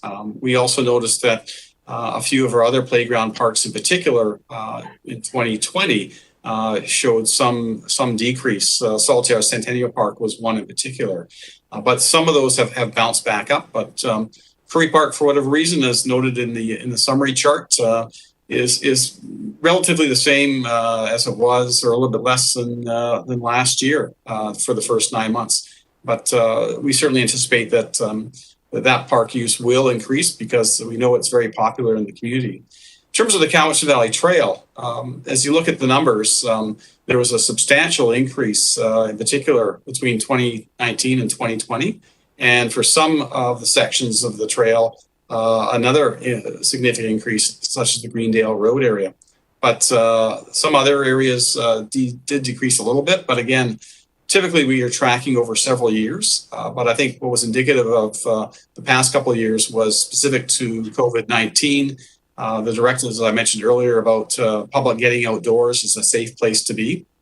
But overall, from that 2019 till 2021, there has been a fair increase over the 2 years, maybe not so much between last year and this year as we are plateauing out a little bit, but we expect that the use will continue because people have discovered these parks, and they have certainly taken up use of the Cowichan Valley Trail, and we don't expect that people are suddenly going to be taking on other activities in life, that they've embraced being outdoors, they've embraced our park spaces and our trail, and they will continue to get out there and enjoy them.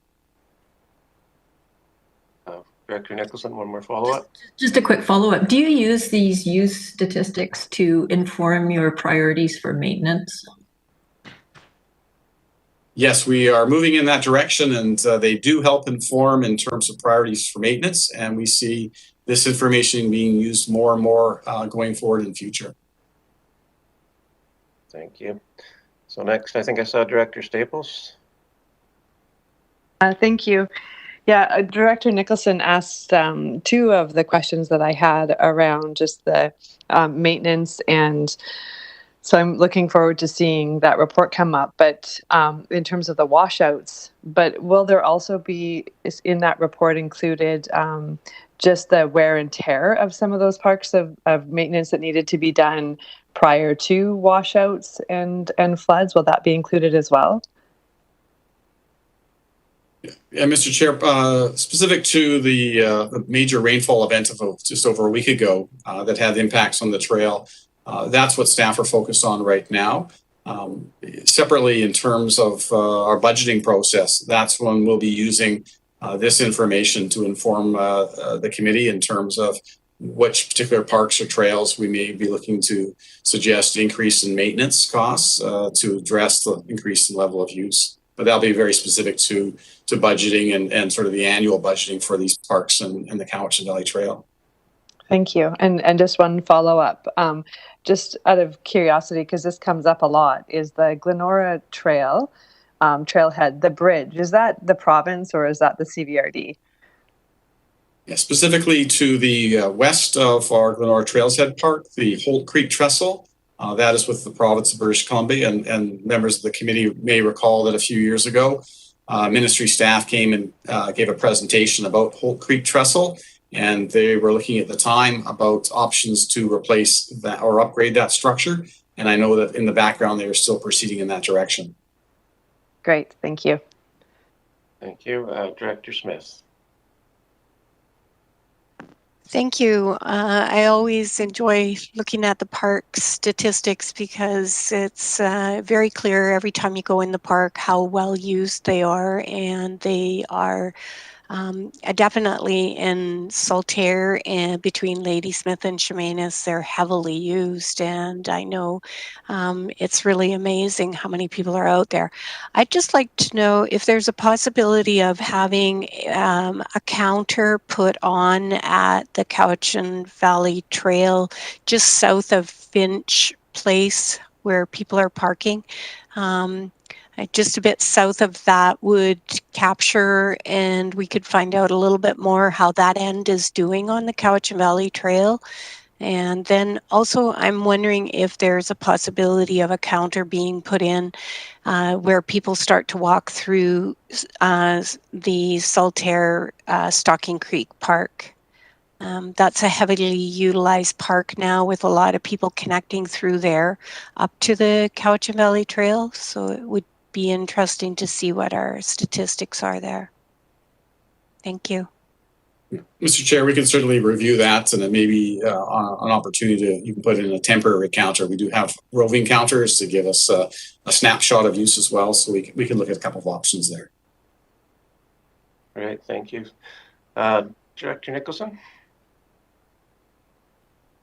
At the risk of being, I don't know, radical, when I look at the statistics on use and the different, these are amalgamations of community parks and regional parks, which are of all of different sizes and different distances to places and provide different services.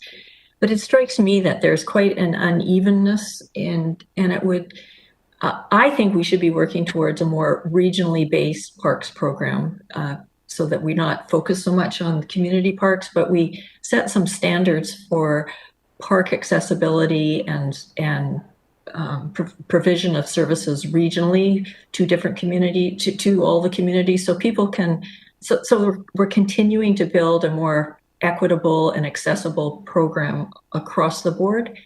And of course, I always like to add that there's a real conservation, climate change focus that needs to be brought to our parks and trails assets. So it just seems to me we should be working towards a more regionally based program. Thanks.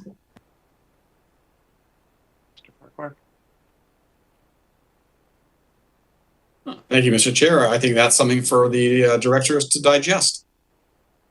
Okay, thank you. I do have one question myself. Just I noticed the couple of the Shawnigan parks, Old Baldy and Old Mill, have quite increased quite a significantly higher than some in the average.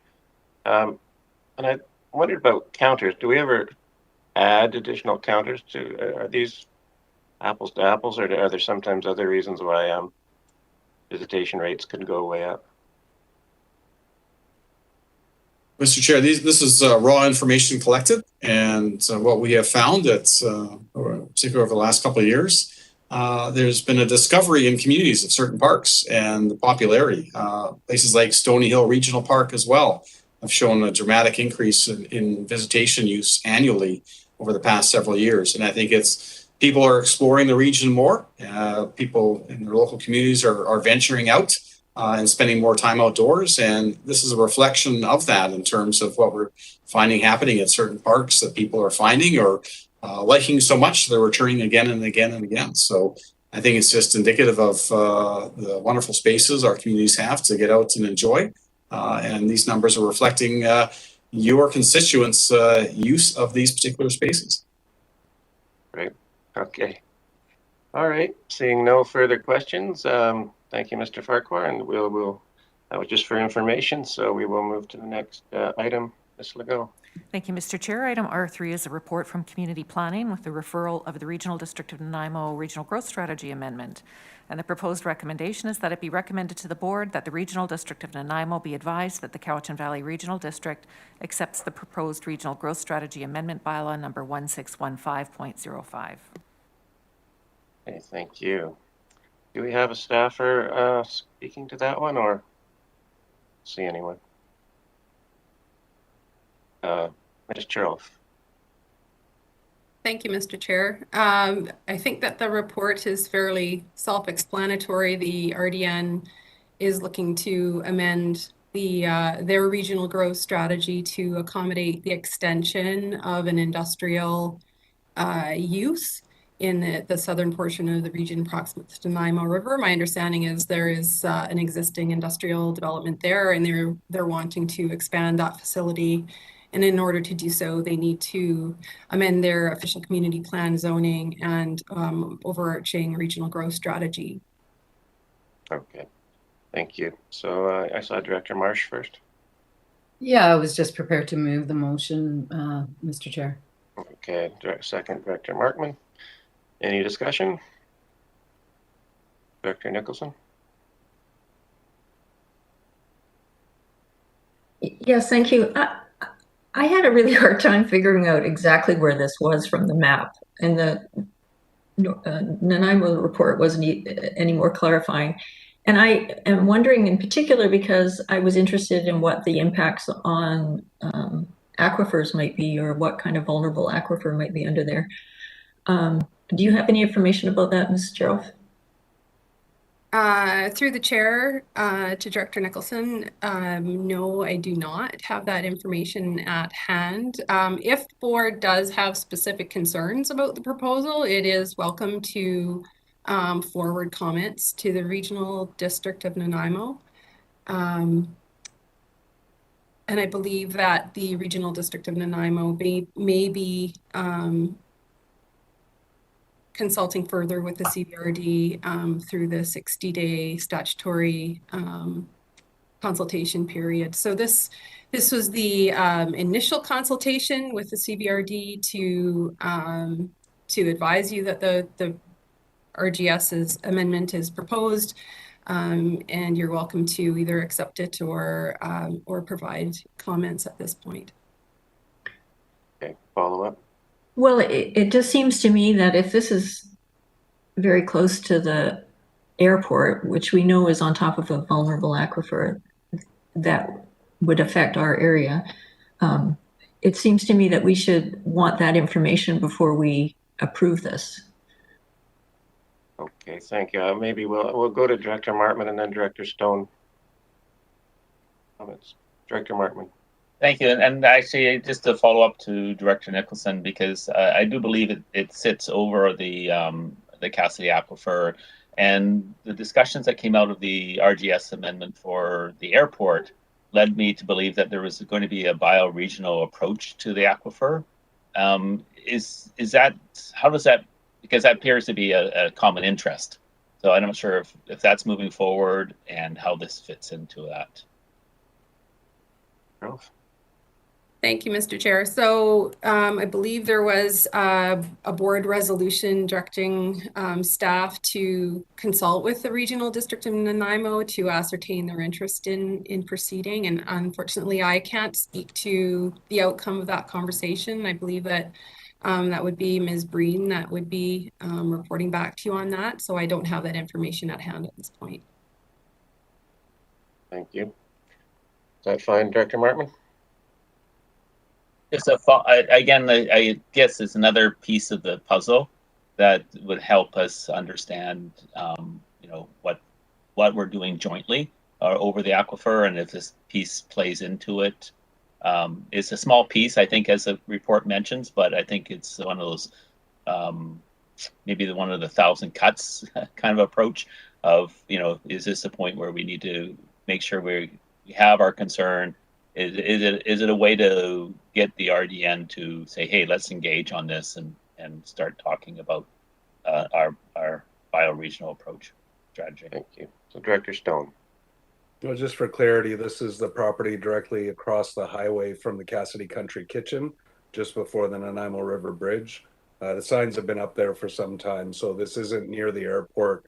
It's just south of the Nanaimo River. And yeah, we obviously go back and forth there quite a bit. So just for those who are unclear on where this is, it's just between Spruceton Road and the Nanaimo River, directly across the highway from the Cassidy Country Kitchen. Great, thank you for that. Director Marsh. Yes, thank you, Mr. Chair. I just brought it up on Google Earth, and it's quite substantial already. And I imagine they're following all riparian setbacks, so I don't know. I mean, I'm open. I moved the motion for discussion. I don't know the aquifer. Is the aquifer right under there, or is it more by the airport? Director Sebring. Yeah, thank you. And, Director Martman raised the question earlier about the discussions with respect to the aquifer and the plans for the airport. I'd be satisfied to pass this motion, based on the staff report and based on the fact that this has been an industrial use for a long time, and they just need to put up a new building and they need to move some lines on the property.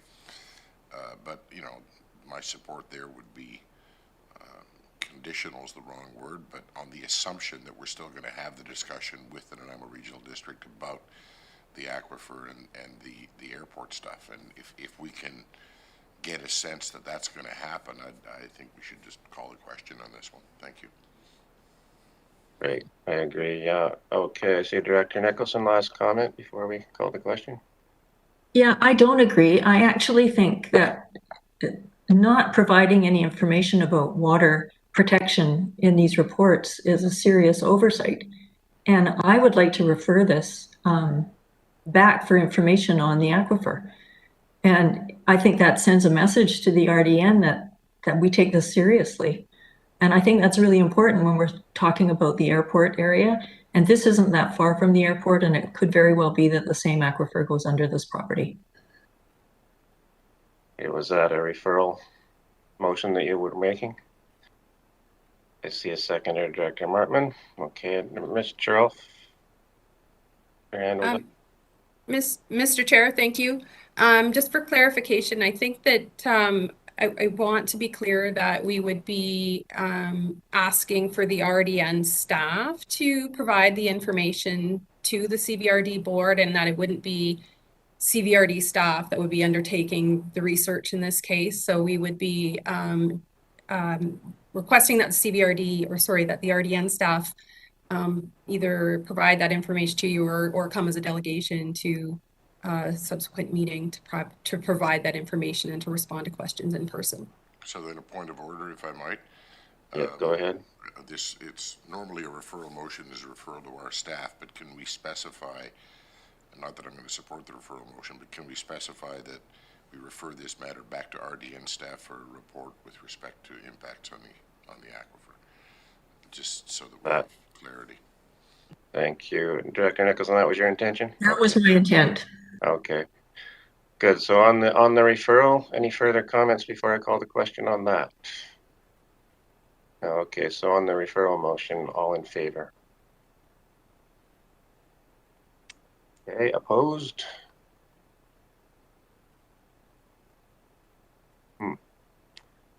Say there's 6 opposed. So to go, is that correct? The motion carries? So we have 15 directors and 6 opposed, it would carry. All right. Motion carries. Thank you. We'll go to the next item. Well, actually, it's what people think is 11:44. Is it time for another short break?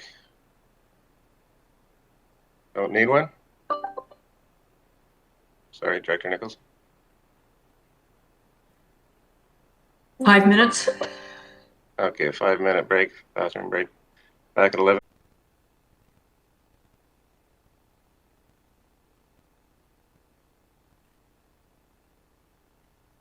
Video's live. Great, thank you and welcome back. So we will move to item R4, Ms. Legault. Thank you, Mr. Chair. Item R4 is a report from the Economic Development Division regarding the Cowichan Workforce Housing Strategy, and the proposed recommendation is that it be recommended to the board that the development of a workforce housing strategy funded with $50,000 from the Function 100 General Government Strategic Initiatives Fund and $10,000 from Function 121 Economic Development be approved. Great, thank you. So this is a follow-up to our earlier delegation. I do have already Directors Wilson and Acton on my speakers list. Go ahead, Director Wilson. Yeah, thank you, Mr. Chair. The board, or this committee, will recall that a similar contribution subject, the MRDT, was proposed by Economic Development at a previous meeting, and that proposal was met with considerable opposition and contentious discussion. And I have real concerns regarding this proposal, especially with the use of the phrase remains unspent in Function 100. And that term, remains unspent, is, to me, it's alarming in its tax and spend implications. Oh, we've got it, we might as well spend it. And maybe that's wrong, I don't know. But we've just had been given a detailed presentation by CHA, which highlighted the very high leverage figures that CHA has achieved. You know, anywhere between $8 to $100 per $1. And excuse me, I'm sorry, I've got to just bring up another little screen here. Bear with me for 2 seconds. Well, basically, I'm not going to be in favor of this because we're now going to be giving money to CHA, which is well funded by the province, by the feds, and everybody else. And I just don't see why economic development is again dipping into places where all right, it's mandated that it can do, but really it needs to concentrate on other things as opposed to just piling money into another function which is already very, very well funded. Thank you. Okay, thank you, Director Wilson. Mr. Reardon, apologies, I might have skipped over it. I don't know if you had a presentation before we went to questions, but if so. Thank you, Chair. I did have a brief intro on that, but in the interest of time, we can, I'm happy to skip that if the report presented itself clearly. Okay, well, we'll maybe just carry on with questions and Director Acton next. Thank you, Mr. Chair. I'm excited to see this come out so quickly. I think we certainly do have a crisis on our hands. We've heard in the South from several small businesses, food trucks, restaurants, that there is a real issue with housing and their staff. And then we've seen closures. So that affects everyone all around through tourism, through economic development, and through our small communities prospering. I guess my offer is to Mr. O'Riordan is to help bring together some of those South Cowichan businesses. I've already got a big list of contacts created that we could perhaps just have an informal or a gathering with them so that we can hear about more of what those issues are. I do have some emails that I can forward from some businesses, such as the food truck in Cobble Hill and our newer restaurant in Shawnee and Lake, where these are real crisis, where they're in a real crisis mode. And I hope that we'll also explore ideas of how it's not just up to the government to solve this. And I think employers are going to have to be really creative as well on how they can help with this issue. So thank you. Okay, thank you for that. Mr. O'Riordan, did you want to comment or just? Maybe just to refer back to Director Wilson's comment in terms of where this funding would be directed if approved. The Strategic Initiative Fund has, my understanding, 75,000 assigned for strategic initiatives within each year. And the proposal here is to use a portion of those funds and for economic development staff to be the lead on this project. Of course, working closely with other organizations, Cowichan Housing Association being one and being one that we would look to heavily lean on, but also other organizations in the chambers and tourism organizations within the region. So I just want to put that on the record. Thank you. Okay, thank you. That's great. So I have Directors Marsh, Staples, Morrison, and Nicholson. Yeah, I also support this. Thank you, Mr. Chair. I also support this. The Cowichan Housing Association, their staffing costs are for what they're already doing. This is for a workforce housing strategy that I would put forward to the board is a lot larger than for our restaurants that can't find staff. When Campbell River Hospital was being built, at the height of its employment, there were 1,000 people employed there, and most of them didn't live in the Campbell River area because building a hospital is a very specialized kind of work. So we've got a hospital and we've got a high school, and North Cowichan has a RCMP building. And it's odd to me, but even during the pandemic, we have a real increase in residential buildings. So we have a shortage of workers and places for them to live. So we might be able to bring workers from other areas, but where are they going to sleep? Surely we're not going to expect them to sleep in tents or something. So we've got to do something. And I would just say that nonprofits like the Cowichan Housing Association normally have to spend an awful lot of time trying to find money to do a study, because you have to do a study before you can get anything else done. So this is our responsibility. This is our region. We've allowed that growth to come in. We've tried to get a larger hospital. We've gotten that. And now we have to find a place to house these folks and the folks that are going to continue to keep coming here. So thank you. Good, thank you. I'll turn to Director Staples, please. Great. Thank you very much. Yeah, I really support this. I think it's vital for where we're at right now in terms of the building, as Director Marsh just spoke about, the buildings that we already have taking place in the region. We talk about the need for housing and units and creation of those units.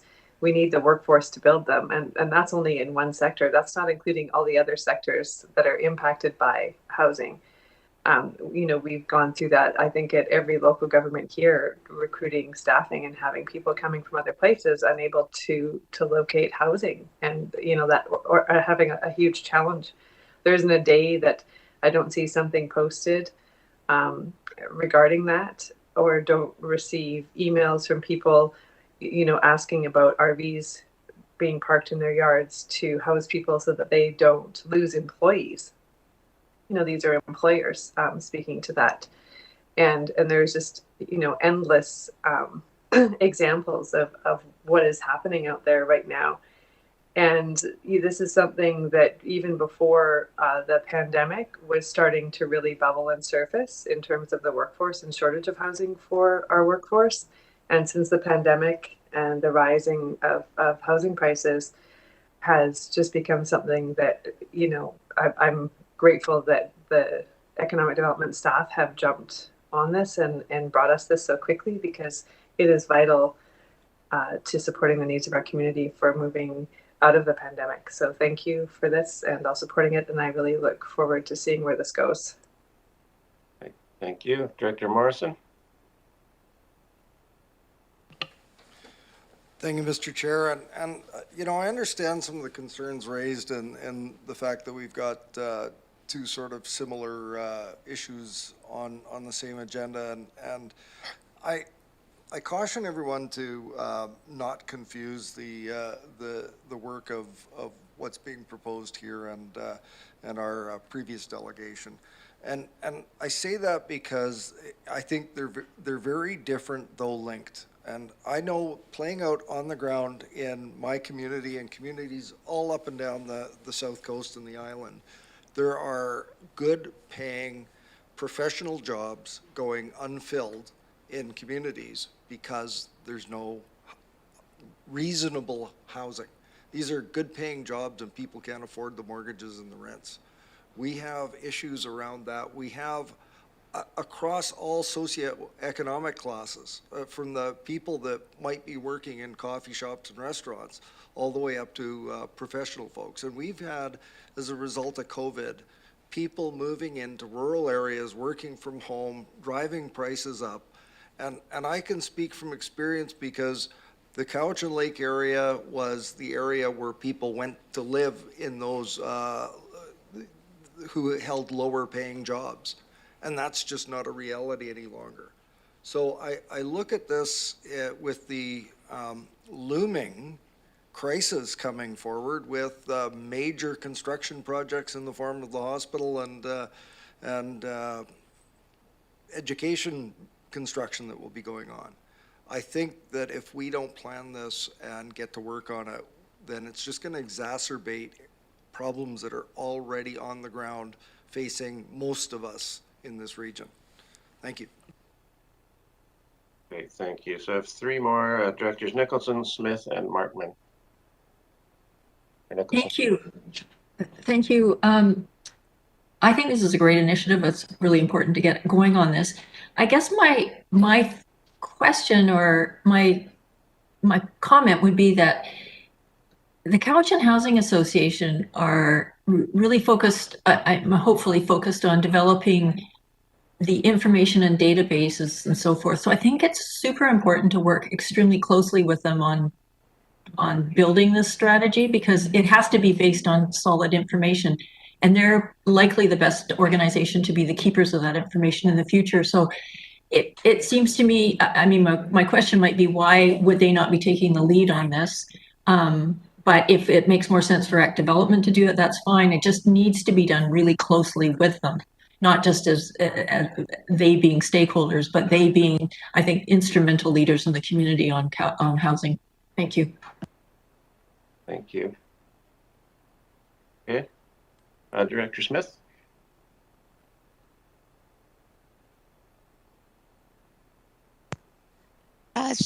Thank you. Through the chair, I have a few questions. I was just wondering, Campbell River and Courtney both built hospitals pretty much at the same time. And yes, there was an increase of the work. And I'm just wondering how they dealt with that increase, and if there's any information on what kind of housing they provided for those workers. And we're not unique.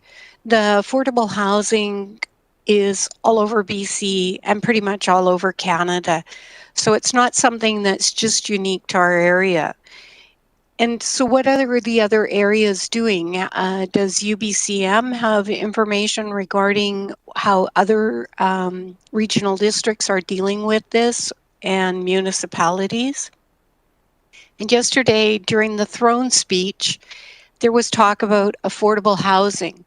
Are we now stepping into an area that's not really our jurisdiction, that the federal government, the provincial government are working on affordable housing?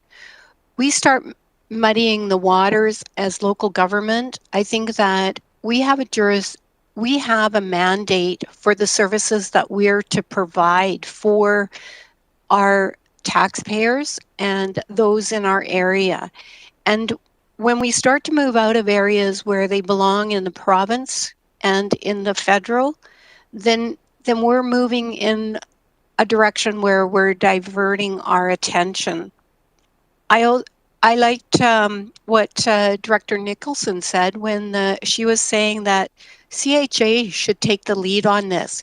They're the specialists in this area. This is what they do. And we should have them take the lead. They know, they have the connections, and they definitely have that. I just am not sure that we're using our economic development services to the best of what we are looking for. Their service to us is to provide, we're looking for economic development. We need to know where are our businesses, what's come into our areas.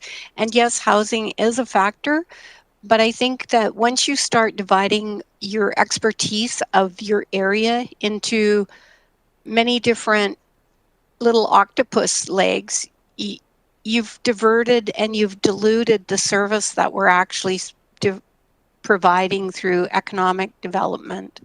So I would like to see this handed over to the CHA and taken. I don't feel that it belongs under economic development. Thank you. Thank you, Director Smith. Director Martman. Chair, and through the staff. Again, very interesting topic, very interesting hearing the different ideas and thoughts. I guess my question to staff is, where does this take us? Because if you develop the strategy, you spend the money, get a strategy, you already have an idea of the current trends, but you're going to, maybe have more detail on them.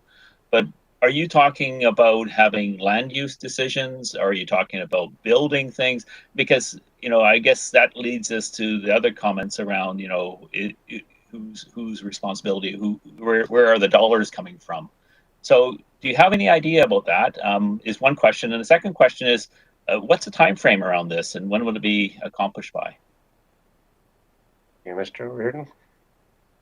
Through the chair, I think in terms of the outcomes, it's too early a stage to preemptively say what the outcomes will be. I think going through the process of digging in, doing the research, and working with Couch and Housing Association and others will reveal the options. But I imagine there will be policy options coming out of this and recommendations, as well as potential land use recommendations amongst a mix of different recommendations coming out of it.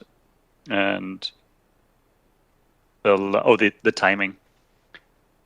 Right now, we're just getting an RFP out for a connectivity strategy. Should be going out in the next couple of days, and we're looking to wrap that project up. So we'll be looking to kind of tie this project in with the tail end of that, and start ramping up this project should it be approved towards the tail as it fits with the connectivity strategy. So we're not doing the bulk of those work at the same time. So a completion date would be in this fiscal, or we'd be starting it, I would think, in mid 2022, and then a completion date towards the end of 2022, maybe pushing into 2023, depending on how tight we can do it. Okay, thank you. Okay, thank you. So I do have go first to Director Kuhn, who has not spoken yet, and McGonigal. Yeah, I'm against this proposal. We have a housing function, and that should take care of this.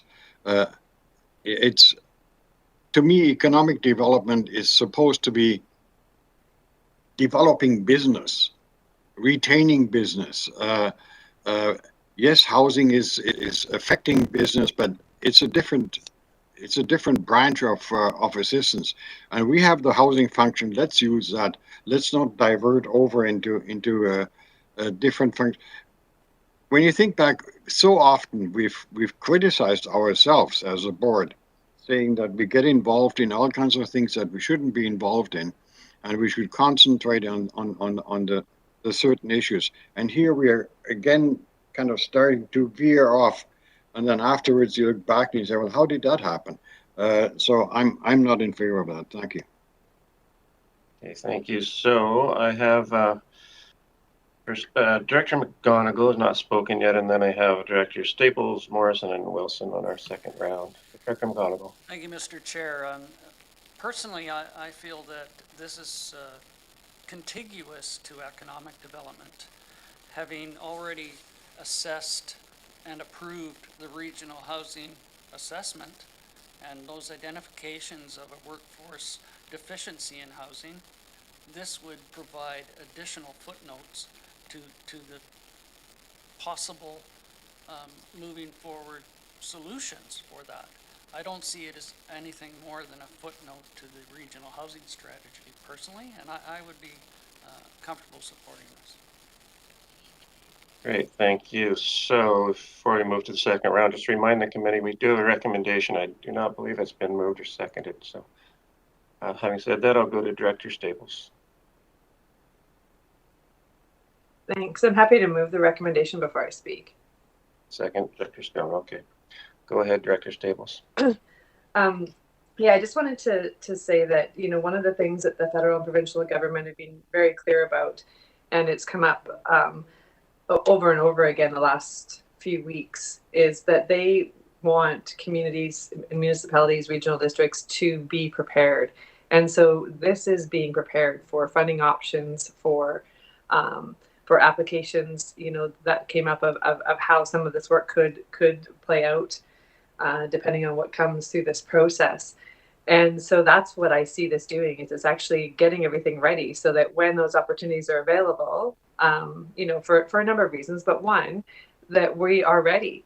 And, just to go back to the the COVID response, the reason that we were able to get funding so quickly in this community was because we were ready, because we had a strategy and we were ready to hit the ground running.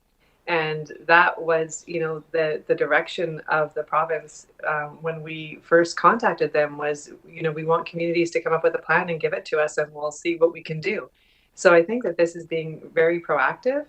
And the thing, you know, the idea of having economic development be the lead in this, I believe makes sense because we're taking together or pulling together a number of different you know, different players than is sort of generally takes place in the housing field. This is sort of a, you know, something different that's impacting all of our communities. So we need to change the way that we normally do things. And I think that this is a good step because it is an economic issue.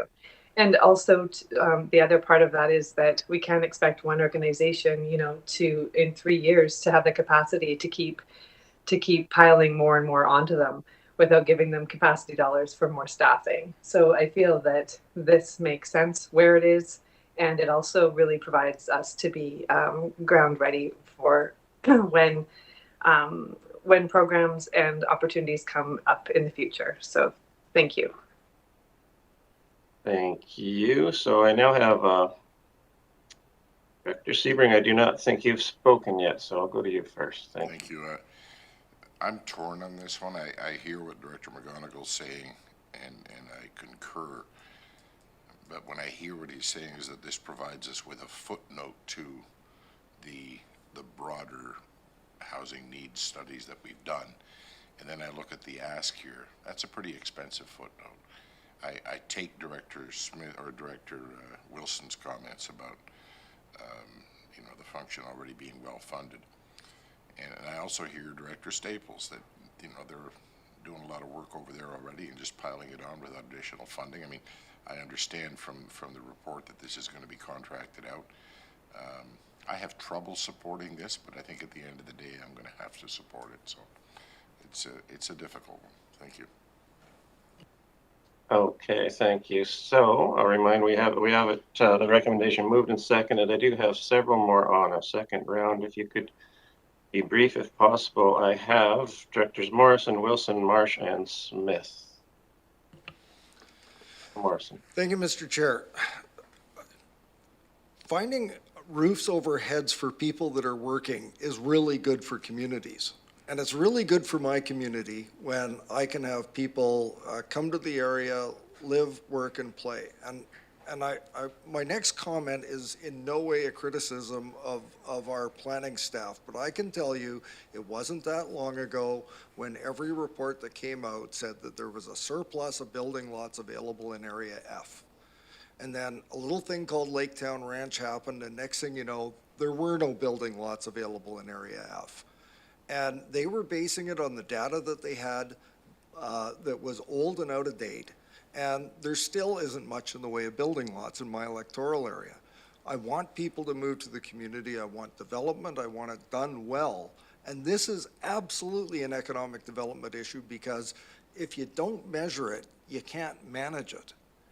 And here we are again looking at a scenario where the housing needs assessment came out and said there's going to be some pretty explosive growth in certain areas based on land costs and needs and the like. I really think we should get this done. It's not going to impinge on the staff's ability to deliver. It's going to be contracted third party, and it's important data for us to make good land use decisions about shaping our communities, not just now, but into the future. Thank you. Thank you. So again, I've got three more, and then I would like to call the question. We'll go to Director Wilson. Thank you, Mr. Chair. Yeah, perhaps I didn't make myself very clear here. We all recognize we have a serious housing problem. That much we know. My problem here is that we're allocating funds from economic development to a place where it's already well funded by everybody else. And there's my problem there. As Director Sebring has pointed out, this is no small amount. And to be quite honest, they have lots and lots of money. There's my problem, the allocation of these funds from this department. Thank you. Director Marsh. Thank you, Mr. Chair. I think Director Staples said most of what I was going to say. I guess I would just add for emphasis that the work plan of Cowichan Housing Association is packed. So as Director Staples said, to push this over onto them would be, they would need to hire more staff. So we'd have to spend the money anyway. But the other thing I'd like to point out is, so the workforce housing, and it would be interesting to know, as Director Smith asked, how they did this in Campbell River and Courtney. But once those people that are temporarily here for 3 or 4 years leave, then we're going to have housing stock that other people are going to be able to rent. And the final thing I would say is, of course, it's an economic development thing. The hospital is going to employ 500 more employees. Many of them will have partners and children. They'll be using our businesses. They'll be hopefully saving and purchasing homes, going out for movies and restaurants. So it's an economic development thing. And I think given it's only $10,000 from economic development and the rest is coming from other places, it would be, I think, foolhardy if we didn't get out ahead of this, because as Director Staples said, I mean, there's a lot of communities in the country. She didn't say it this way, but there's no way the federal government is just going to have planners to come into every community and say, you need this and you need to put it there. That's our job. So let's be ready, like we did with the other thing, and for every dollar our community spends, let's get somewhere between $8 and $105 back. Thank you.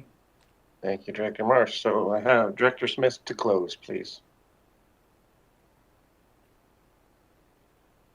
Thank you. Through the chair, I would just like to encourage in this strategy that there's an option to look at sort of the bunkhouse situation for the additional employees that will be coming for the hospital, the school, and the RCMP building. For people who work in the oil patch or in the mining or in the gold mining areas, they go into camp. They're provided with accommodation and their food. And if we have people that are commuting, this is a wonderful option. If there's land available that can have a temporary use permit put on it, these might be options that could be used for that time frame. And I think it should be part of the strategy to look at that type of option as we move forward. Thank you. Great, thank you. So thank you, everyone. I think we've had a good discussion. Ms. Legault, could you read the recommendation before I call the question, please? Thank you, Mr. Chair, that it be recommended to the board that the development of a workforce housing strategy funded with $50,000 from Function 100 General Government Strategic Initiatives Fund and $10,000 from Function 121 Economic Development be approved. Great, thank you. So I'll call the question. All in favor? And opposed? 2 opposed, motion carries. Thank you, everyone. So we will move, Ms. Legault, to R5. Thank you, Mr. Chair. R5 is a report from Director Wilson regarding a memorial benches policy for functions 279 and 80. Director Wilson?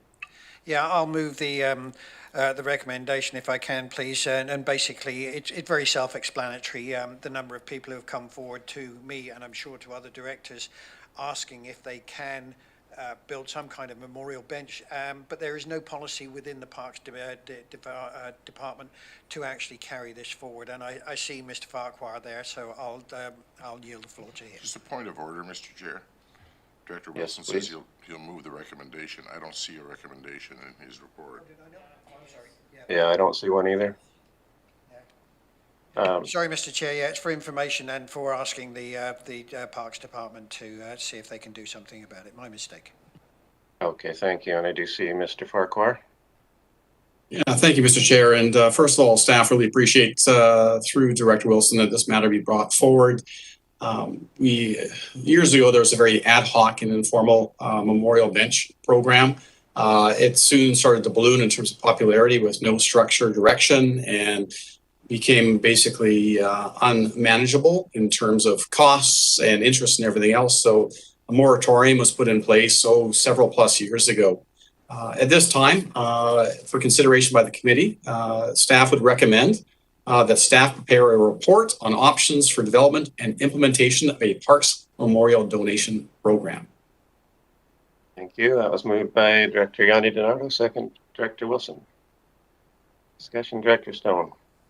Just a quick note, we just went through a revision of our policies and did some community engagement and stuff here in Ladysmith, and I would suggest just reaching out to our staff because we tripped and stumbled a little bit and had some issues with some folks, but we made some corrections to it and everyone seems happy with the policy. So just reach out to our staff. They might be able to do some of that preamble work for you.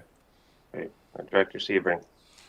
Yeah, not to pre-write the report, but I would sort of flag for staff when they're putting this together, the notion that perhaps these benches need an expiry, whether it's 10 years or 25.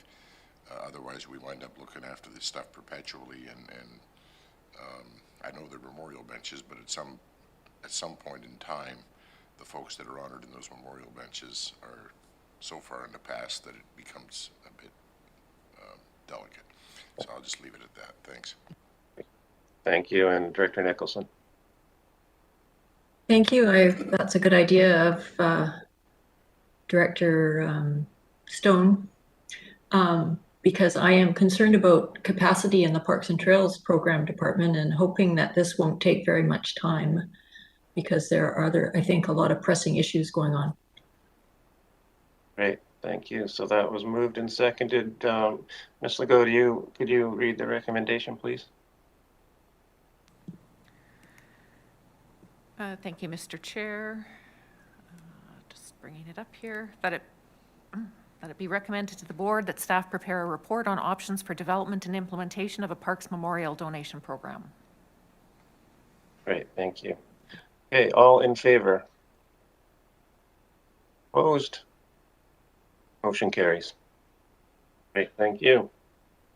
So we're done with the reports. Next item, Ms. Legault. Thank you, Mr. Chair. No participation for question period, so it would be on to closing the meeting to the public in accordance with Community Charter Section 91I. Okay, that's been moved. Seconded. All in favor? Opposed? Motion carries. So do we stay at this? No, there's a separate link, I believe. There is a separate